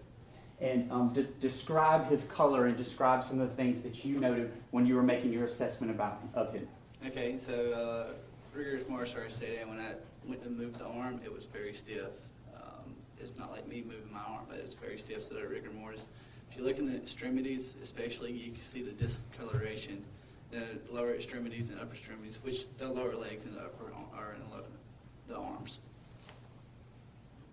Looking at this photo, for example, can you see that discoloration here as I zoom in on Yes. that exhibit, State's Yes. Exhibit number 51? And then the last photo I want to show you, State's Exhibit number 53. Looking at 53 by way of example, what is this that we're seeing down here on Cooper's left arm? Lividity. All right. Once you made these observations and checked for a pulse, what did you do next? I had my partner go get a sheet so we could cover the body. And as soon as we covered the body, that's when I told police officers that this was a crime scene. And I went back to the truck to get my computer, which is where I do my reports at. And I went over to Mr. Harris to ask him questions. Actually, information about Cooper and then information about himself. Where specifically was Mr. Harris? You're referring to the defendant, Justin Ross Harris, when you spoke with him. In back of the police car. We had previously seen a video, it's been a long time now, but we saw a patrol video where an officer, Piper, took you to a vehicle so that you could speak to him, and we could hear some kind of mumble, some audio. Have you seen that before at our office with us? Yes. And is that an accurate recording, other than, so there's some inaudible parts, of you actually speaking with the defendant to get some of the vital statistics and information that you needed as part of your job responsibility? Yes, sir. Let's talk a little bit about what the defendant told you. Now, first of all, you can close this out. You're not a law enforcement officer, correct? No, sir. This was not, from your perspective, some sort of attempt to, get a statement like we'd see on TV in an interview room or anything like that. No, sir. What was your purpose in speaking with him versus what law enforcement's purpose might be in speaking to a suspect? My general purpose is just to get medical information, the patient's name, birth date, and then since the patient was a minor, we have to get the parents' information also. First question I have for you is, were you able to assess the demeanor of the defendant in the back of the patrol vehicle as you were speaking with him? Yes, sir. I can see him. And can you please describe for the jury what his demeanor was like when you were speaking with him? Very dry, showed no emotion, was not crying. You didn't see any tears or crying or anything? No, sir. Was he able to speak with you calmly when you asked him questions and Yes, answer sir. your questions? Yes, sir. And did you ask him, for example, his address and his phone number? I did. Did he provide that information to you? Yes, sir. And did you document that in your report? You said that you did it electronically, is that correct? Yes, sir. You got a copy of your report in front of I you? do. All right. So what's the phone number that he provided to you? Let me look in my report. 205-792-6806. All right, 6806, the last four digits. Yes, sir. And it's a 205 number, correct? Yes, sir. And what about an address? Did he give his home address? He did, or he gave me an address. What's the address he provided?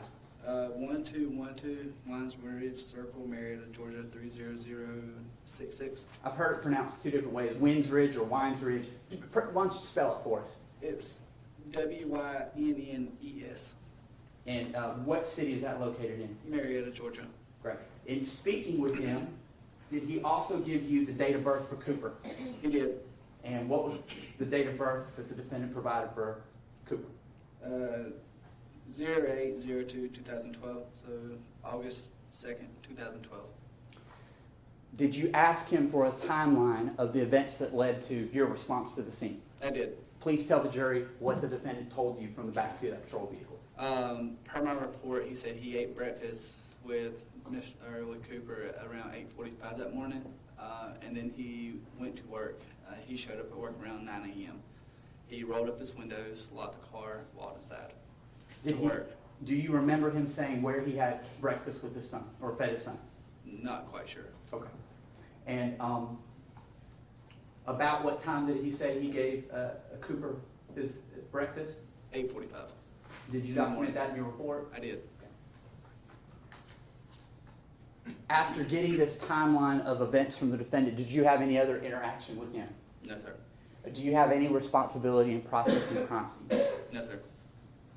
Did you at any time attempt or make access to the vehicle that was located there? No, sir. Why would you have not accessed the vehicle? The patient wasn't in the vehicle. All right, sir. I think that's all I have for you right now.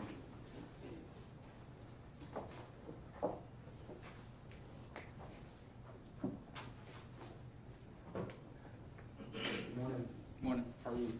Wonderful.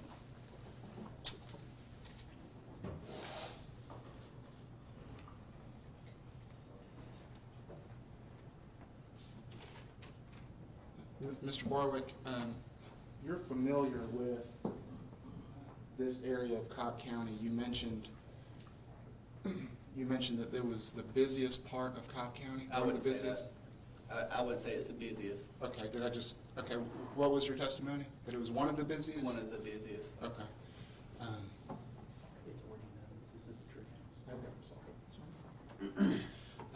You met with the state to prepare your testimony today, is that correct?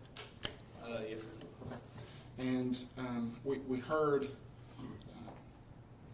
Mr. Evans in his questions refer you to the crime scene, continue to refer it to the crime scene. When you're called out, you have no idea if you're responding to a crime scene. No, I did not. Correct? And in fact, you wrote this report, your patient care report, soon after June the 18th, 2014? Same day. Same day. Okay. While things are fresh on your mind? Yes, sir. Okay. Is it typical to have multiple call-outs on a given day? Yes, sir, but with that typical call and report, I finished my report before I got another call. Okay. Do you always do that? No, sir. Why did you do it on this day? With it being the situation it was, Right. there was a good chance that I knew that I may be called to court for it. So I wanted to make sure my report was as accurate as possible. Okay. You wanted to do it while it was really fresh on your mind? Yes, sir. Include all the details? That I could, yes, sir. That you could remember? Yes, sir. That were important, correct? Now, would it be fair to say that information that you don't include in your report is intentional, right? If you decide what to put in your report and what not to put in your report. I would say intentional. If I didn't put it in my report, then I may not have thought of it. And once I submit my report, I can't make any changes to it. You can't make changes to it? I can't, no, sir. Okay. But there is a way to make an addendum to the report. There is. Okay. And you're familiar with that process of making an addendum to the report? Yes. Okay. How do you do that? I contact a person at my place of business that their job is strictly to read every report that goes through the company. Okay. If they see a mistake, they'll call me and say, hey, did you make this mistake? I did. They can change it. I can go back and access that report. Okay. And isn't it true that that happened in this case? Yes, with vital signs. With vital signs? Yes. Right. And that was an honest mistake? Yes. Right? Someone else reviewed your report and called to your attention something that was an obvious mistake? Yes. An accident on your part? Yes. And that was regarding vital signs? Yes. Okay. You had indicated that the child was alert? I did. Okay. And Cooper was obviously not alert? By medical terms, alert just means your eyes are open. His eyes were open, but I didn't know how to write that, so I just put that and we made that addendum. Was that something that you hadn't gone over or hadn't experienced before in your training or in the field? Yes, sir. Okay.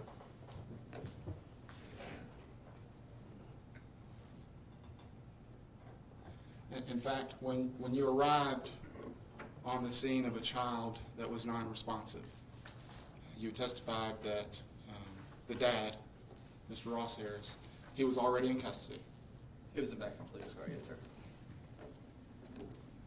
And it was before you even had Mr. Thurlow place a blanket Yes. over the child Yes. that PD advised you that this was a crime scene. I said it was a crime scene from my point of view. Okay. Well, would it refresh your recollection if you had an opportunity to take a look at your patient care report? Yes, sir. To see if you were advised that this was a crime scene? I have my report. Okay. In fact, you were sitting outside and you had it with you Yes. before you testified. Yes. Okay. Well, take a look at your report, please.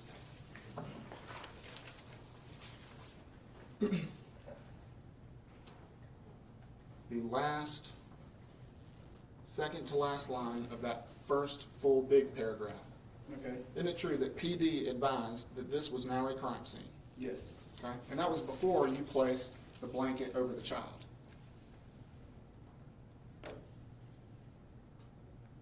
Take a look at your report. Yes. Okay. It was. So before you had really acquired any information from Mr. Harris, spoken to him, PD had already determined this was a crime scene. Yes, sir.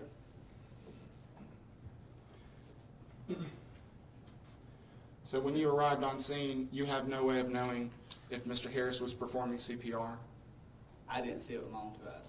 You didn't see with your own 2 eyes his demeanor at the scene, He was in the back of a police car. right?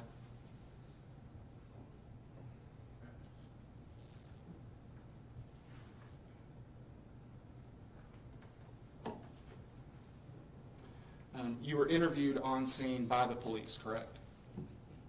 I was asked questions, yes, sir. And in fact, you were interviewed by a detective days later. Yes. Do you remember those 2 interviews? I remember a phone call from an investigator. You testified that your focus is on the patient. Yes, sir. Your focus is not on the dad, Yes, sir. Mr. Harris. And you would agree that in your report, you never indicated that the father was emotionless, dry, no crying. My report is to the patient, not the family member. If he had if he had a medical problem where I had to do a report on him, I could have done that then. But that if it don't pertain to his health or Cooper Harris' health, then it wouldn't be in that report. Okay. Well, I mean, you would agree that being advised that this is a crime scene has nothing to do with the child's health. No, sir. But that is something that you include in your report. Yes. Okay. You'd agree that Mr. Harris being in the back of a patrol unit has nothing to do with the child's health. Well, I had to put it on there because they said CPR was in progress, and I stated in my report where the father was. Okay. But the physical fact of him being in a police unit has nothing to do with the child's health. No, sir. Okay. But that's still something that you would include in your report. Yes, sir. Okay.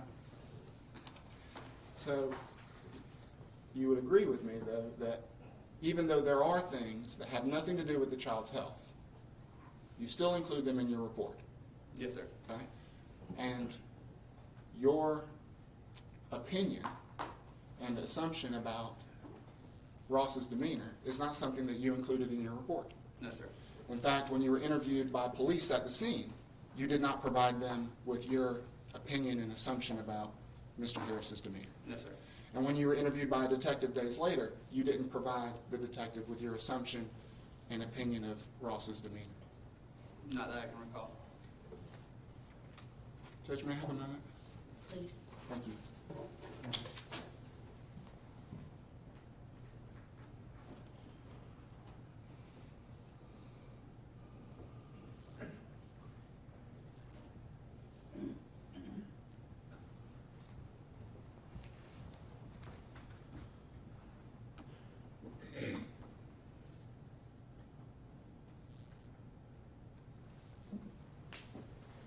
Mr. Barwick, do you mind stepping down, please? I do not.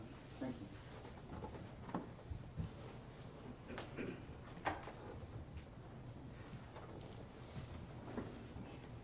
I'm showing you Defendant's Exhibit 2. It's already in evidence. Do you recognize this aerial scene of the Acres Mill Shopping Center?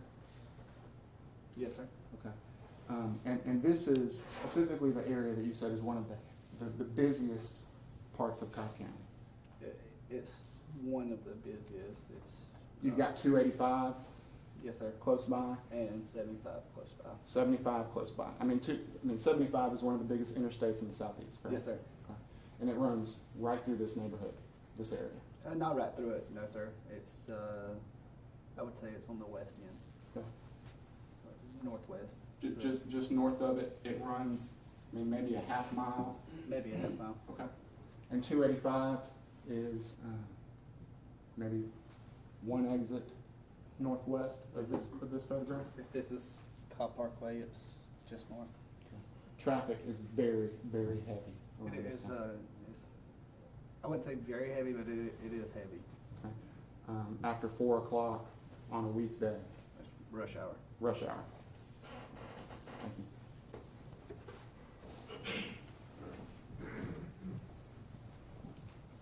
That's all I have to say. Couple of areas. Do you remember while you were speaking to the defendant, did he ask you anything about Cooper Harris? Yes, he said, is he dead? Okay. So So the defendant specifically asked you whether Cooper was dead while you were speaking to him at the back of the patrol Yes. car. Did you give him any response at that time? I said, yes, sir, he's deceased. I want to ask you a follow-up to the demeanor question. Having reviewed the video, you saw the video from Piper's patrol car the last time we met. I think it was up in Cobb County, correct? Yes. And did that accurately record the defendant's demeanor when you spoke with him? Yes. And then finally, these reports can sometimes be a little bit complicated, but you have a copy of yours in front of you, correct? Yes. Are there areas that are automatically populated and that you have to fill in terms of vital signs and things like that? I have to fill them in, yes, sir. All right. There was a question that was posed to you about doing an addendum, and I note on your addendum it's very, very short. You made a couple of corrections to some of the initial things, is that Yes. correct? And specifically, you wanted to talk about vital signs and that the the victim in this case, Cooper Harris, he didn't have any. Is that correct? He didn't have any. I wanted to ask you about the notations that are here. You got 1649 and 1810. Yes, sir. And I know, flipping back to the beginning of your report, those correspond with some times that are here. Judge, I'm going to object to the. All right, there's an objection, Ms. Robbins. Oh, I didn't hear that. I didn't think you did. Mr. Rodriguez has objected to leading. Okay, I'll rephrase the question. Thank you, sir. Thank you. Looking on the second page of your report, right here, I've got a copy too. What's that time stamp where you start your notations? Judge, I'm going to object. There's no foundation for refreshing the witness's recollection. I don't know if he's trying to impeach his own witness or what Mr. Evans is trying to do. I don't think there has to be a foundation for it, but I'll rephrase the question. And no, I'm not trying to impeach my witness. What time did you start taking vitals? These were 1649. Okay, is that 4:49 in the afternoon? Yes. And does that correspond with your addendum as well? Yes. Okay. And there's a second time that's notated there where you made an addendum, correct? Yes. What's that time? What time did you make that?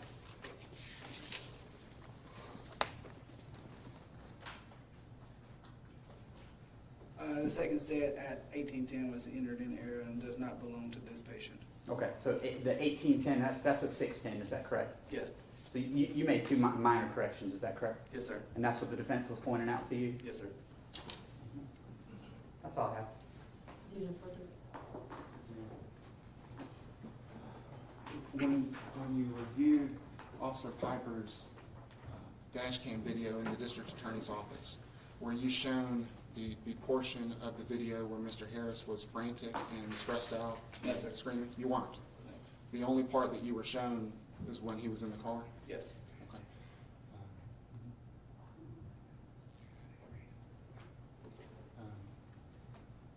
You were asked about what Mr. Harris had asked you. You didn't include that in your report either, did you? No, sir.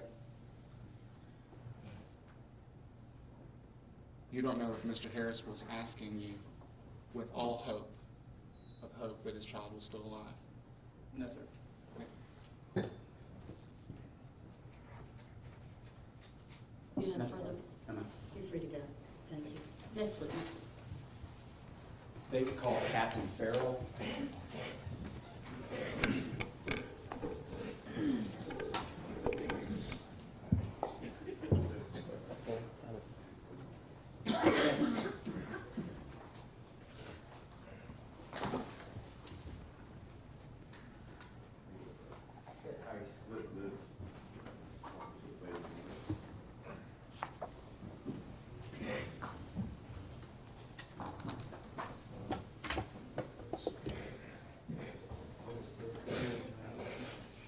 solemnly swear from the testimony which I give to the court and hearing of this not going to be the truth, the whole truth, and nothing but the truth, so help me God. I do. Be seated, please. Good morning, almost afternoon. Would you please introduce yourself to the ladies and gentlemen of the jury by telling them your name and then spelling it so the court reporter gets it right? My name is James Ferell. It's James. Last name is Ferell, Ferrell. And I'm a captain with Cobb County Police Department. And currently, are you assigned specifically to a precinct or something like that, or where are you assigned as a captain? Yeah, I work for the police department, but I am currently assigned to the Director of Public Safety's office. And just describe that. What is the Department of Public Safety, and kind of what is your role between CCPD and DPS? Yeah, in Cobb County, we have a Director of Public Safety, which is over the police department, the fire department, 911, and animal control. And so in my position up there, I work as his executive officer, so I'm his bridge or his link between the public safety director and the chief of police in their department. Captain Ferell, how long have you been in law enforcement? Since 1992. Okay. And where did you start out working in law enforcement in 1992? 92, I worked for DeKalb County Sheriff's Department. I spent about 4 years out there, and then in 96, I transferred to Cobb County Police Department. I've been here ever since. With the Cobb County Police Department, I guess, what role did you start off with Cobb County? What was your job, your duties, things like that? I started off working patrol, like most every other officer does, and I spent some time with that, probably about my first 5 years.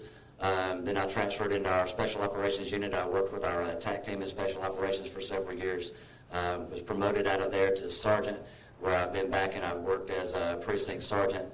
Transferred to our training unit, spent some years in our training unit working over there before I was promoted out to Lieutenant. Went back in patrol for a while, and then I transferred over into our Crimes Against Persons Unit, working there, and then I was promoted to captain out of that, and I'm currently in DPS at that job. Let's go specifically to your job working as a lieutenant with Crimes Against Persons. How long were you in that job? Just over a year, about a year and a half or so. Now tell the ladies and gentlemen of the jury, what is, as far, I guess it differs between jurisdiction and police department. With Cobb County Police Department, what is the Crimes Against Persons Unit, and what types of crimes do they investigate? Crimes Against Persons Unit is going to investigate, of course, any of the major crimes against people, rapes, murders, armed robberies, things like that. We'll also still investigate some of the more misdemeanor crimes, from simple assaults and simple batteries. But it's going to be a crime obviously that involves a person. So if there's a significant injury or an injury to a person, no matter what the level is, we typically would pick up those cases and work them. So terroristic threats, cases like that. We didn't work any of the property crimes. We stayed away from property crimes, and they were handled by another unit. As a lieutenant over Crimes Against Persons, what was your job responsibility? What were your duties? It's mainly organization and resource management. You come in and you're having to organize your resources, which are your detectives, crime scene investigators, and things like that. Making sure that we have people available to answer calls, making sure that their caseloads are not running too heavy on the detectives there, making sure we have enough people to properly investigate the cases that we have. Working as a liaison between my shift, I was a watch commander over there for evening shift. I work as the liaison between that and our unit commander, who was a major on day watch, to update him on cases that were going on and things that were happening. May update the deputy chiefs or the chiefs on cases that are going on that they have interest in and they'd like to be briefed on. As a lieutenant, when there is a report of a crime or something like that, do you take a role in assigning detectives, depending on what type of crime it is? Yeah, I do in some cases, and we do have a sergeant that was below me in there, and the sergeant, one of their primary duties would be to assign those cases. And so that sergeant might be working out on a call, and sometimes our sergeants would be tied up. So if they were tied up, then that duty would respond to me or fall back on top of me, and then I might assign a detective to a case or go out and work it as their supervisor. I'm going to turn your attention to June 18, 2014. Were you working as a lieutenant with the Cobb County Police Crimes Against Persons Unit on that day? Yes, sir, I was. Okay. And that afternoon, did you receive any information about an incident or something going on as far as a possible crime at the Acres Mill Shopping Center in Cobb County, Georgia? Yes, sir. I got a phone call from our unit secretary, and typically that's how we received case information when they needed us to respond. They would call to the unit secretary and tell her, hey, we need the Crimes Against Persons detective to come out. She called me and notified me of this particular call. When you were notified of this call, what, if anything, did you do? What did I do? Yes. I ran into two detectives in the parking lot. I was walking through our parking lot at the time. I ran into two detectives. They had already been notified that there was a call down there. From the brief description that I had gotten of this call, I felt like two detectives was probably not going to be enough detectives to send down. I got in touch with two other detectives, and I had them respond down to the scene also, and also had some of our Crimes Against Children units make sure that they were on the way to come up. Now, who are the two detectives, if you remember, that you ran into in the parking lot? Stockinger and Racy. Okay. And in addition to them going to the crime scene, who were the other detectives that you assigned, and why did you assign that one person as a lead detective? Detective Stoddard and Murphy came down, and the reason that I actually picked Detective Stoddard was he had a little bit different experience than other people. Each case that you work is different. In this case, involved a smaller child. And Detective Stoddard had experience working in our Crimes Against Children's unit, which focuses solely on investigation of crimes against children. And he also had experience working in our homicide unit and working with that. So I thought his knowledge and his combination of experience would be really good to put on this case, and he could do a thorough job with it. Okay. I'm going to turn your attention then to, do you remember well, first of all, did you go to the actual scene? Yes, sir, I did. I had a sergeant working that night, but our sergeant was actually working another scene, and I was out as a supervisor on that, so I ended up picking up this one and responding now. Okay. Do you remember what time you responded? It was a little after 5 o'clock, around 5:15-ish, 5:20-ish, somewhere right in there. Okay. Now, let me ask you a couple of questions. Did you do a report in this case? I did. Okay. Well, first of all, with this, telling the jury, when did you actually do your report in this case? It was quite a while after. It was quite a few months, maybe even almost a year after probably we actually wrote my supplemental in the case. Okay. And why was it that you waited until then, or you didn't get around to it until then, or explain to the jury why you did it at that point? Well, a couple of reasons, and first I would just have to say it was an oversight on my part. I should have written the supplemental prior to that. It was a very busy time, and I had a lot of things going in that unit, especially with this case and the other cases that we had going. I typically do not put myself in a position as a supervisor to where I'm going to be investigating a case or have knowledge that I'm going to pick up to where I would need to write a supplemental in it. So it wasn't something that was normal for me to have to do. And with this particular case, I guess I got distracted and busy and taken in a lot of different directions. And then about 3 months into the case, I was promoted. And I was moved into the Department of Public Safety with an entirely different job that I was trying to pick up. And quite honestly, it was an oversight on my part at that point. It should have been done. And first time that I even put together that I hadn't written that supplemental was when I was speaking with another detective. And that detective was talking about putting the case file together a year later because they were putting the case file together for delivery to the DA's office. And I'm like, I owe you a supplemental for that. I have not written that supplemental, so I got it written then and got it put in the case file. And were there some things that ordinarily you wouldn't have noticed or been involved in that you did actually, upon the scene, need to know? Yes, sir. And the way it worked out, there were some things that I probably noticed on the scene that there was no other detective there to notice. And on most of the crime scenes we would respond to, if I noticed something and other detectives are working that are actually investigating the case, I may point these things out to them. And but in this particular case, everybody was tied up and they were busy, and I ended up being the last person standing, I guess. And so that was why I was going to actually have to write the supplemental off the case in the first place. Would it refresh your memory to look at your report now regarding approximately what time you actually arrived at the scene? If I showed you your report, would that accurately refresh your recollection about what time? Sure. Yeah, I got it.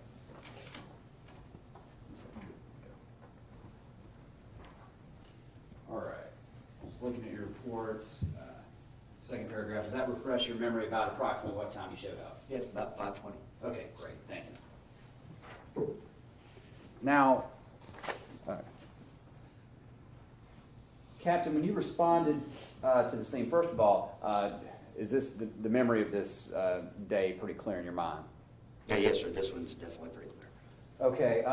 When you got to the scene, did you speak with anybody or get briefed initially about what the history or what had occurred per the information you had or officers had at the time? I did. There was a uniformed sergeant on the scene. I believe it was Sergeant Thorpe. He gave me an overview of what they had at this point in the case. And at this point, did you notice where who you later found to be the defendant, where he was? It was my understanding at the beginning of the case that he had already been secured in the back of a patrol car. I saw him in the back of a patrol car from a distance. I never actually went to the patrol car to see him up close.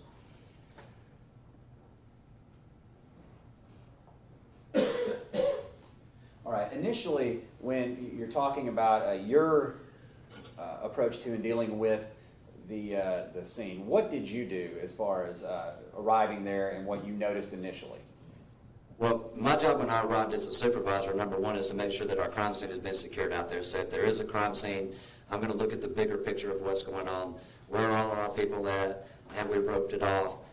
This had a big media response. There was already a crowd of people that had gathered down through there, so I had to make sure that we were addressing those outside factors also with the people, that we had contacted our public information officers and had them on the way.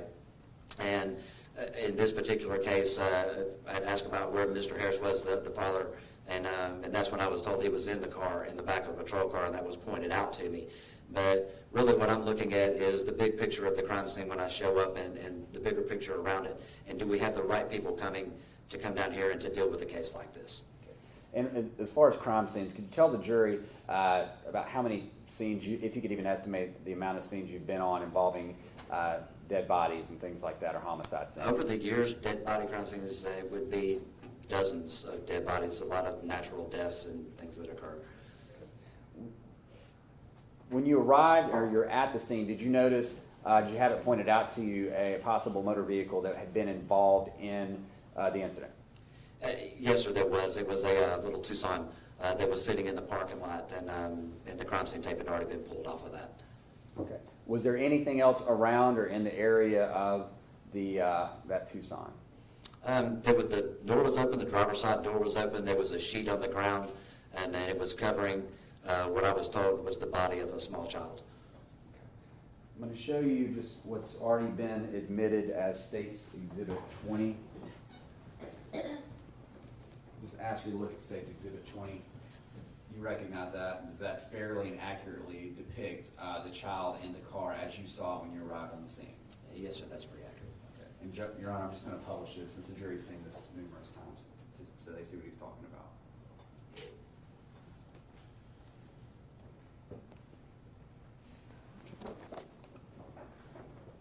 Upon seeing the vehicle, what, if anything, did you do at the scene when you noticed the vehicle? Well, I've been given a brief of what the officers at the time believed had occurred.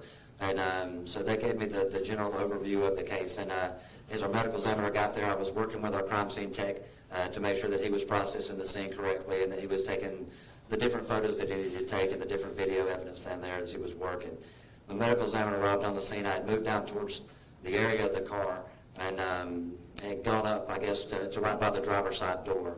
And I was kind of taking a visual through the door and looking and seeing if the things that were on the scene actually kind of matched up with what I had been told had happened out there. And so I was standing and I was looking. You said the door was open at this point, yes, correct? The door was open. Okay. And the driver's side door was open. So I was standing right at the edge of the driver's door at the B pillar of the door looking inside. And I was just going through my head what everybody told me had happened, and I was trying to figure out how all these pieces fit together.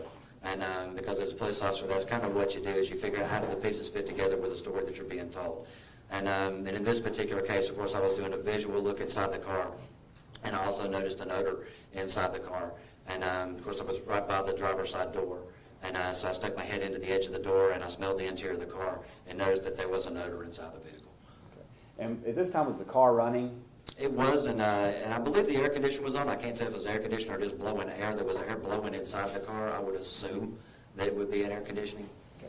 And could you describe the smell, or what you smell when you put your head inside the car? It was a combination of odors, and it was really, you could smell the odor of a diaper from a child, and also from having a couple of kids. You could smell the sweat of the child in there, so it smelled like the sweat and the diaper, and then also really had that really unusual odor that I can only associate is with something that's dead, and with death. Okay. Now, as far as that smell, is that something that, have you ever studied the mechanism of death as far as what causes that or anything like that, or is this from your experience showing up on scenes where you've got people who have passed away? It's just from my experience of showing up on scenes and being around dead bodies and over in different states, and there's an odor that is associated with that that's very unique and of its own. Okay. And as you went to the car as well, and you put your head in there and you smelled this, did you notice anything inside the car relevant to where the child would have been? I did. I noticed where the child's seat was at, and it was in the middle of the back seat, and it was turned rear facing, and it was in between the driver's seat and the passenger seat. So it looked almost like it was kind of like wedged up on the edge between the driver's and the passenger seat. And it was plainly visible from the driver's door when I was looking in. I could see the seat. I'm going to show you what's already been admitted as State's Exhibit 35. Showing you State's Exhibit 35. Do you recognize this, and does that fairly and accurately depict the car seat as you saw it on that day when you looked inside the car when you had your head in the frame? Yes, sir, it does. Okay. I'm publishing, just for the record to the jury, State's Exhibit 35, which they've already seen, just to know what he's talking about.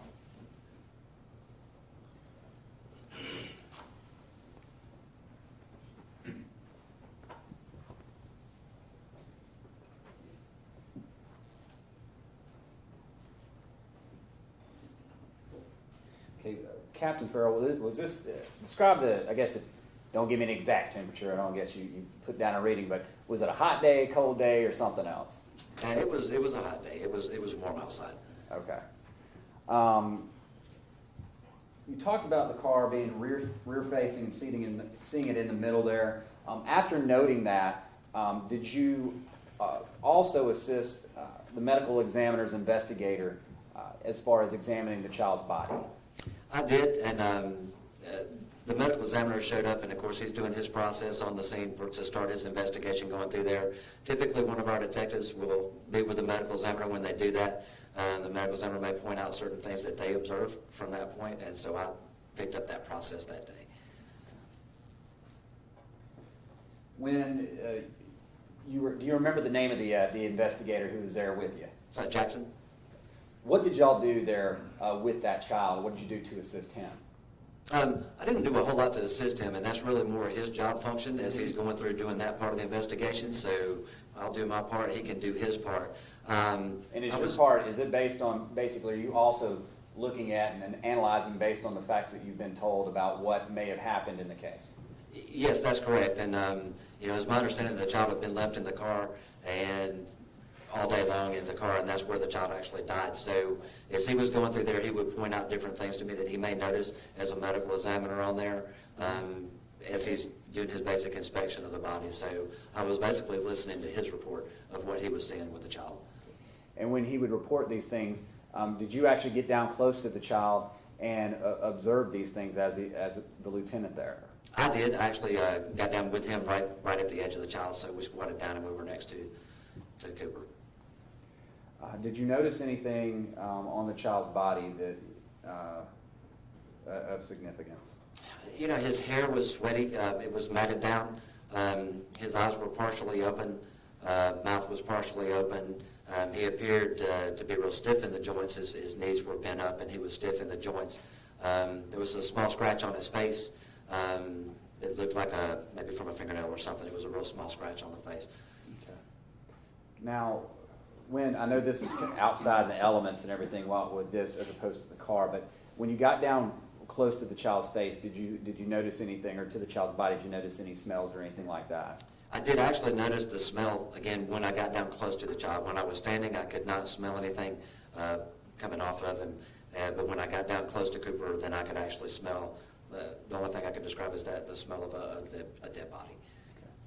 Did you also smell the same thing with the diaper related? Yes, it's the same. It was the same combination of smells that I picked up inside the car from the sweat, the diaper, and the dead body. Now I'm going to show you what's already been admitted as State's Exhibit 51.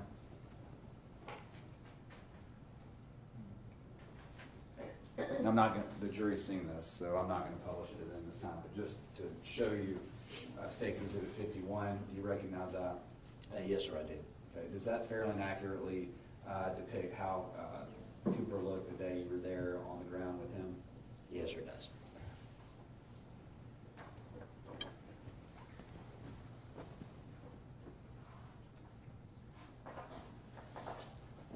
Okay, Lieutenant, after you assisted the medical examiner and things like that, did you do anything further of significance with the investigation of this case, or was kind of, I guess, your job other than supervising, was it done?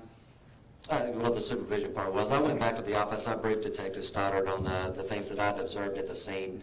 Of course, he briefed me, and that was his job throughout most of this case, was to do that because I was his supervisor. And but no, the investigation portion of this case was turned wholly over to Detective Stoddard and the other detectives to work. I believe that's all I have, Judge. Cross-examine.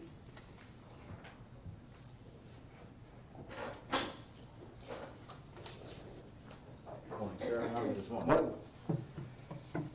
It's Captain Ferell now. It was Lieutenant Ferell at the time, correct? Yes, sir. You'll give me if I get those mixed up. That's fine. I appreciate it. All right. When you got to the scene, do you recall how many Cobb County police officers were there on the scene? I couldn't give you an exact number. There were quite a few uniform officers and detective officers that were on the scene. Okay. And I understood you say that Detectives Racy and Stockinger were already on scene, but there were no other detectives at that initial point in time? No, sir. There were actually some detectives from our criminal investigation unit down in Zone 3. They were property detectives that had shown up on the scene, Okay. along with the uniform officers. Very good. And the way Cobb County is set up, you have different categories. So in a crimes against person case involving a death, that wouldn't be handled by a property detective. Correct? No, sir. They would handle all property crimes. Very good. And so the only crimes against persons detectives were, that you recall at least, were Racy and Stockinger when you arrived. Yeah, and they might have beat me there, and I'm not sure if Stoddard had beat me there or not. I can't remember the exact sequence because we all kind of showed up at the same time. Okay. The GPS coordinates for the address they gave us sent you to an erroneous apartment complex, which was not the right location. Yes. And that was how I originally had gotten the call, was with an address instead of saying Acres Mill Square. So we all showed up pretty close to the same times down there. All right, very good. And you recall if it took you a while to get there, just the afternoon traffic? It wasn't anything super fast. Like I said, the GPS sent us back down to a place that was about a half a mile away from the actual scene where we wanted to be at. Very good. And but you ultimately you made the decision for Detective Stoddard and Detective Murphy to be called to the scene. Is that right? I made that phone call when I was leaving from there, so that was before I ever actually arrived on the scene. They were en route to the scene with me. Very good. And is that when you made the decision as far as the signing of the case out to these detectives? Or I did not. When we first arrived on the scene, I was briefed on what was actually happening with the case, and at the time I knew that a small child had died in the back of a car, and that was the only information I had responding. Once I got there and I got further information from the uniform officers that were on the scene and some of the other detectives, and I started looking at the scene itself, then that's when I made a decision on what detective I thought would be best to actually handle that case. And I think I understood you say that you chose Detective Stoddard because, at least in part, because of his past experience with the Crimes Against Children unit, correct? In part, yes, sir. All right. And that's a unit, just so we're clear for the ladies and gentlemen not familiar with Cobb County, they investigate crimes specifically with children as victims, correct? Yes, sir. And most notably, they deal with sexual offense crimes for the most part, correct? And child abuse crimes, And some too. physical abuse, absolutely. Yeah. Very good. And do you know how long Detective Stoddard had been out of that unit at this point in time? Couldn't tell you the exact time he had been out. I would say for at least a year or so that he had been transferred to persons. And had you had a case to assign him to some other homicide cases already? Yes, he had been working other homicide cases. Now, as you got to the scene, you've indicated several people have talked to you, kind of telling you about what they believe has occurred and what's been reported to them, that sort of thing. Are you just kind of standing outside the perimeter, if you will? That's correct. Yes, sir. And you meet with them outside the crime scene tape, and they come up and they start briefing you on the things that they know or that they've been told up to that point. And so they're basically just passing that information on. Do you remember who, other than Officer Thorpe, do you remember who else you may have spoken with? I spoke with Lieutenant Sabula. He wasn't there at the time. I spoke to him on the scene about having one of the children's detectives actually work with us on this case. I spoke with Sergeant Quinn Harris on the scene, Sergeant Thorpe from our uniform patrol. I want to say that those are the main people that I spoke with when I first got there. Or do you say Quinn Harris? Yeah, Quinn Harris.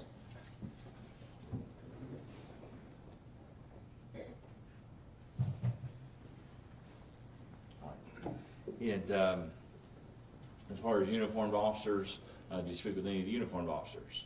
I did not. Okay. Particularly any of the first responders, Officer Piper, Folia, or Gallimore? No, I don't recall having any conversation with them. Do you remember seeing any of them there by chance? I do remember seeing them there. All their cars were still on the scene. They were off doing their own work and their own thing, and then I was working it from our side. So.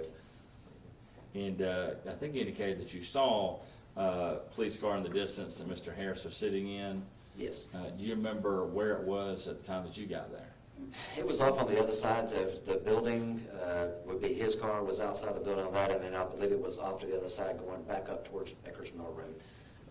And let's, for the records, I can see you moving with your hands a little bit. Yeah, it's hard to describe. It was It was closer to Acres Mill Road, and his vehicle was closer to the building, the strip mall inside Acres Mill Square. Okay, all right. And as far as the distance between his car and the patrol car he was in, can you guesstimate what that might be? That'd be a wild guesstimation. I would say maybe 40, 50 feet from what I recall. Okay. I don't remember exactly. So certainly it's not parked right behind where his car is. It's off in front of Mr. Harris's car. It's away from Mr. Harris' car. And I think indicated you never went to that patrol car to speak to Mr. Harris yourself, correct? I did not. All right. And did you make note about Mr. Harris as far as him making sounds or anything from the patrol car? I wouldn't be able to hear him from my vantage point where I was there. It really was hard to even see him. I could see a figure, a silhouette of a figure in the car, but I couldn't really even describe who it was.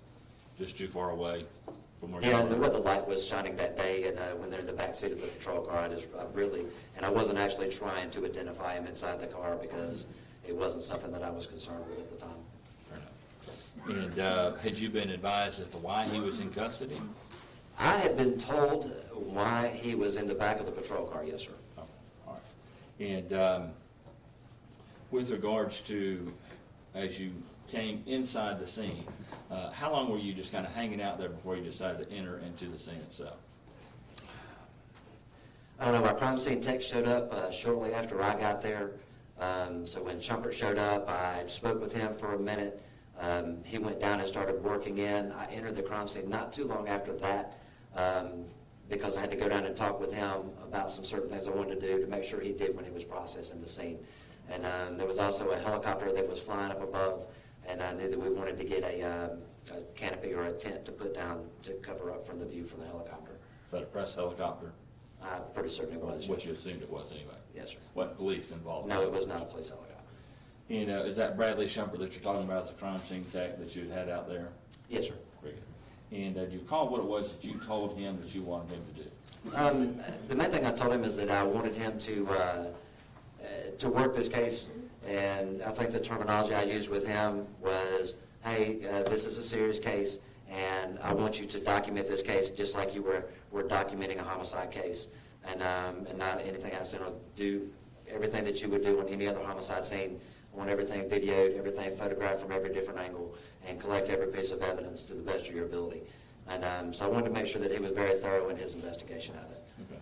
So it's fair to say that as you got there and had information about what was going on, that still in your mind, you knew this might be a criminal case or this might just be an accident case. No, it was if you lock a child inside a car and the child dies, then it's a criminal case. And so there was no doubt in my mind it was a criminal case. It was just what circumstances surrounded that to what level of a criminal case it was going to take it to. But it was a criminal case for certain in my mind when we got there.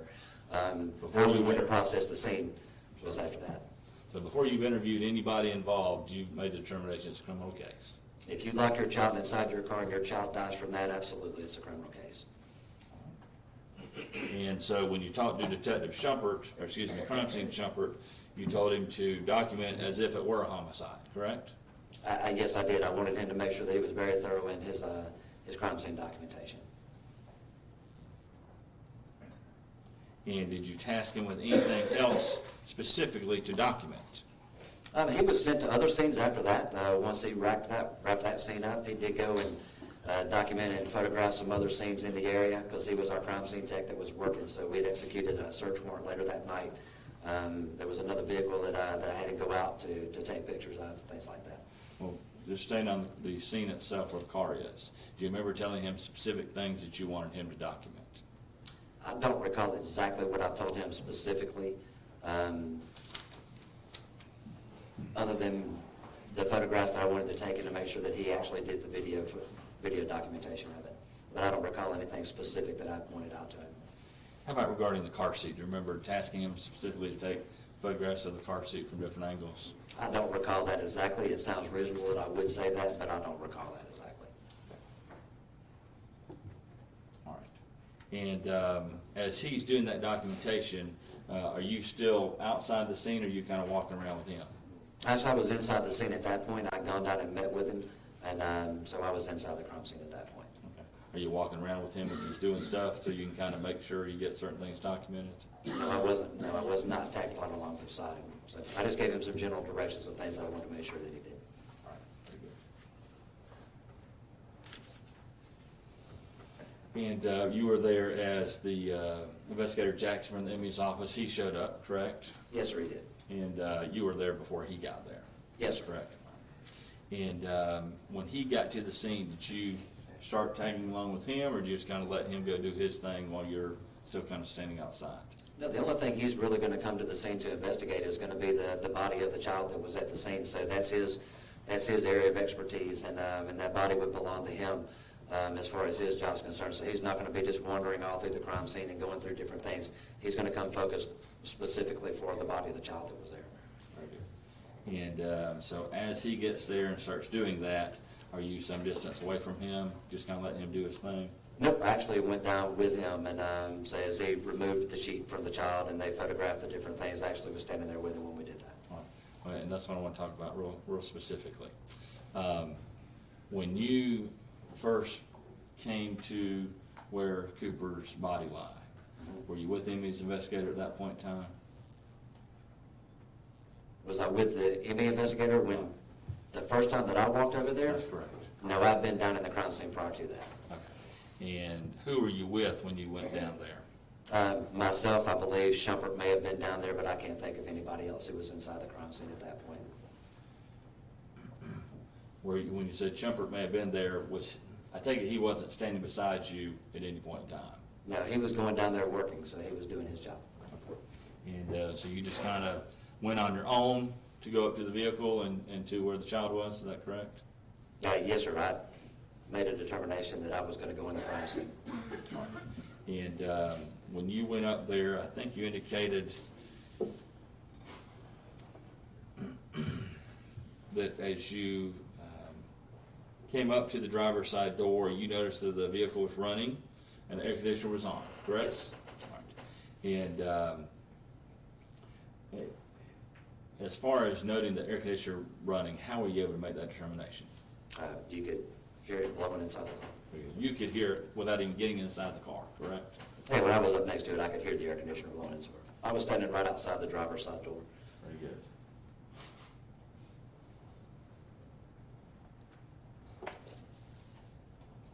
And then you've indicated that you were in close proximity to the open door.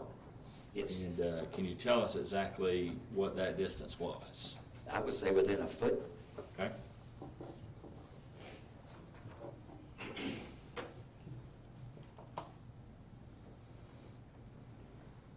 And there would be a reason why you would not enter the car at this point in time, is that correct?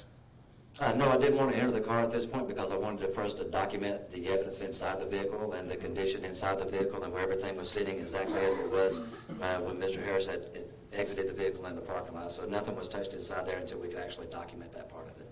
But you would not enter the car before a search warrant was secured for that, correct? No, we're going to get a search warrant to go through and actually collect evidence outside the car, or from inside the car. From inside the car, Yes. very good. And so you're indicating to us that you went inside the car before that was obtained? I did not go inside the car before that. I did lean my head into the door jamb inside the car and stuck my head inside there. And that was because I did smell something that was coming from the vehicle. And once I smelled that odor coming from the vehicle, I did make a closer inspection of that. I did stick my head inside the door frame of the vehicle into the car. So the smell that you smelled was something before you even got your nose into the car, correct? Yes, sir. I could smell it from the door frame. All right. And obviously Cooper's laying right there under the sheet beside the car, correct? Yes. Right. And you recall in your mind kind of, it's about 30, 36 inches, sound about right from how far he was from the car itself? Pretty close to that, yes, sir. That's I think we saw a picture of it, y'all were just looking at it a while Yes. ago. All right. That would be accurate. And so you may not have to necessarily step over the body, but you had to kind of work the way around to even get to where you were standing by the door, correct? Without Except at the touching door it. frame. Yes, sir. Very good. And so before you got to that point, you smell the smell, and this is you described it as a diaper, correct? There's several things. It was a combination of smells. It smelled like sweat. It smelled like a diaper because diapers smell like diapers. and then it smelled like the odor of death. And when you say a diaper, you're talking about just like if you went to the grocery store and Just a kind diaper. of baby smell, some of us may refer to it, I guess. Yes, sir. All right. So you're not talking about a dirty diaper or anything of that nature, you're just talking about the smell of a diaper. Now, the overwhelming smell was just of the diaper itself, and I could smell the diaper very strong. And again, just so we're clear, this is while Cooper's body is under a sheet, correct? Yes. And then you talk about this this third odor that you call a unique odor of death. I think you referred to it as. Is that right? Yes, sir. Okay. And this is something you said that you've smelled this how many scenes before where there's been a dead body, correct? Many times, yes, sir. Right. And these scenes that you refer to that you're going out to, these could be ranging from all sorts of shootings, stabbings, killings, Naturals, correct? anything. Natural death, absolutely. Yes, sir. And they could be indoors, outdoors, all sorts of locations. Yes, sir. And but as you got to the scene, clearly Cooper was already out of the car, under the sheet. People had moved away before you got there, correct? Yes, sir. And never had an opportunity to be there while Cooper's body was still in the car seat, correct? Yes, sir. All right. And as the Emmys investigator was there, were you present with him as he was moving the body around and showing different things on Cooper's body? Yes, I was. All right. And do you recall him actually pulling up Cooper's shirt and pulling down the diaper just to kind of see some different areas? Yes, sir. And you were present when that happened? I was. All right. Do you recall CSD Shumpert being there when that happened? Yes, sir. He was photographing. All right. Where were you at that point in time? The medical examiner would be on one side of Cooper, and I was directly on the other side of him. Okay. Any reason why CSD Shumpert would not have been able to see you at that point in time? No, I wouldn't think so. So I stood up and moved as he came in and took the pictures because he was so small. Cooper was small, so I know when he was coming in to take the pictures, I would move out of the way so he could take the pictures. So it's your recollection that you were standing right there with CSD Shumpert and Investigator Jackson as they were taking these photographs? Investigator Jackson was on one side of Cooper. I was on the other. I knelt down in front of him as he started showing it, and he pulled the child's shirt up, undid the child's diaper, showed me the interior of the diaper, and we had a conversation about different things he was noting on the body. He would talk to CST Shumpert and tell him the things that he wanted him to make photographs of. At that point, I stepped up and I moved out of the way, and Shumpert came and made some photographs into it.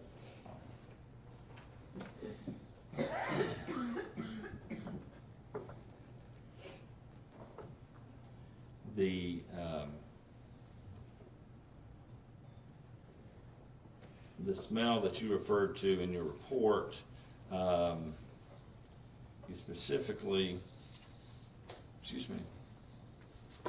indicated that when you leaned down, you could smell the odor of decay in his diaper, correct? Yeah, I could smell the odor of whatever gases come off your body when a dead body. I could smell the odor of the dead body. I could still smell the diaper. Okay. You believed you were smelling odor of gases coming off the body? I don't know what it is that comes off. I'm not real technical into that side of it. I just know that this odor does permeate off the body. That's been your experience from the many scenes that you've been to? It has been my experience, yes, sir.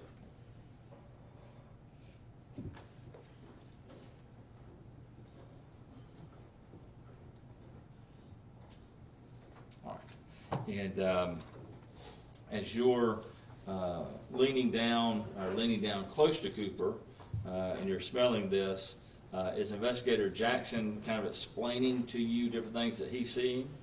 He was explaining some lividity that had formed, the rigor mortis that was set in, and different stages of the body stiffening up to me. He was just pointing out simple things like that. Okay. And he's moving the body around to show you these different things and moving his clothes around, correct? Yes, sir. And again, prior to your getting on the scene, you're not aware of who all had moved the body, where the body had been, other than obviously where ultimately he lie. The movement of the body and jostling of the body around before you got there, correct? No, I didn't witness any of that, sir. Now, this indication about the smell, did you note that to anybody there on the scene? No, not on the scene. I actually noted that to Detective Stoddard that night when I came back. I briefed him when I got back to the office, and I told him that about the odor that I had smelled inside the vehicle and on the child on the ground. And outside of that, no, there was no one there to make a notification to. I'm sorry. No one there that I would have made a notification to on what my observations were or what my thoughts were on that. And your Detective Stoddard asked you to please write a report about that? Now, I told him that I would write a report about it, yes. You told him that you would? Yeah, I did.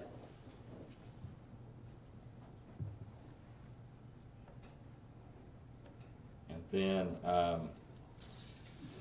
in your meeting with Detective Stoddard, was there anybody else present when you met and gave him this disclosure? There were several detectives that would be there.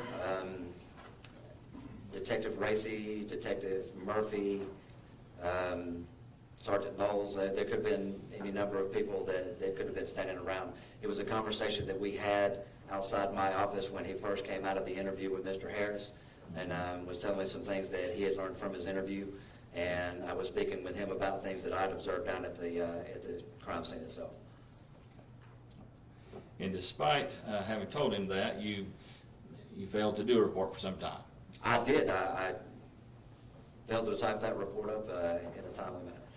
And your job as a lieutenant at the time, were you involved with having to go and investigate individual scenes yourself, or was your job basically the delegation of resources? Now, very rarely would I go out and actually investigate one myself, unless we just don't have anybody, and then I may go out and do that.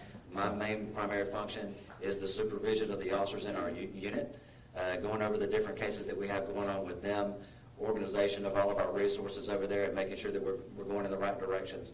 And then, of course, personnel issues, just dealing with our personnel in the unit. All right. And but basically, as you've indicated, you just got busy and distracted and failed to do a report. I did. I actually, there's no excuse. I just failed to write that report in a timely manner. All right. And because you have other things that got you busy and distracted. I do have other duties that I've assigned, yes, sir. And you just forgot. I've heard to say. Asked and answered, sir. I did forget. I told you I failed to write it. And a year later, was it Detective Stoddard that came to you and said, hey, how about write that report now? Or what? No, actually, he was putting together his case file, and I ran into him, and I was by the office, and I ran into him. He was putting together his case file for the DA's office. We were talking, and I asked him where it was at, and I'm like, it just dawned on me, hey, I need to write a supplemental for you about the things from that night, and that's when I went back and wrote it. So he didn't ask you about that or mention anything to you about not having a report? Now, he may have brought it up in the conversation. We were bringing it up, but he didn't track me down or anything. We were having a conversation about other things.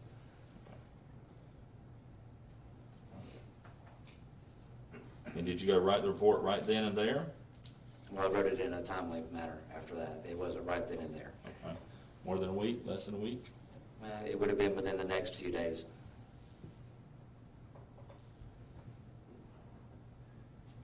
All right. And who would you submit your report to be reviewed since you're the lieutenant? I would just submit it back to one of the shift supervisors and have that supervisor look over the report.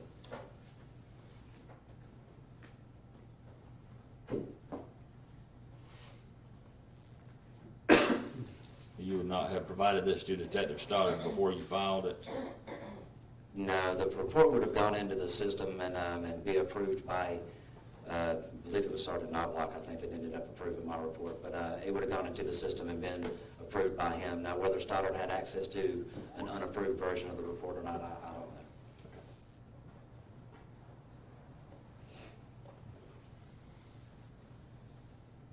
Give me just one moment, please.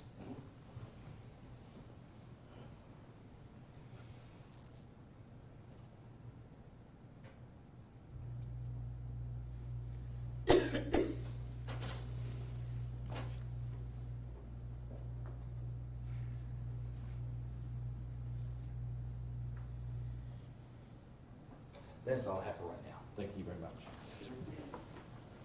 Briefly, Your Honor. This is one of those times we always say briefly. I really mean it. So, When you talked about crimes that the Crimes Against Children Unit investigates, you talked about, I know Mr. Lumpkin said sexual abuse. Does that always also include cases of physical abuse and cases of child neglect? Yes, sir, it does. Okay, that's all I have. Anything further? I don't think so, Judge. Thank you very much. You're free to go. Thank you. Councilman Farrow. You know, guys, need IT at all? You in the back? I don't, we need him. Oh, he is.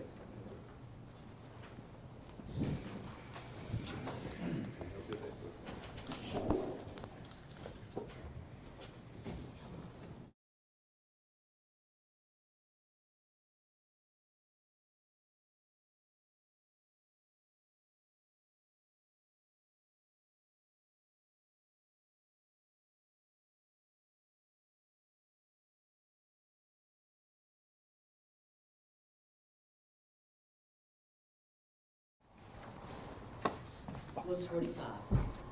Close your notepads. Keep it up in mind. Don't talk about it.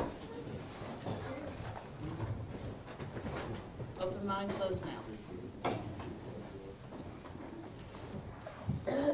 Watch your stuff going down.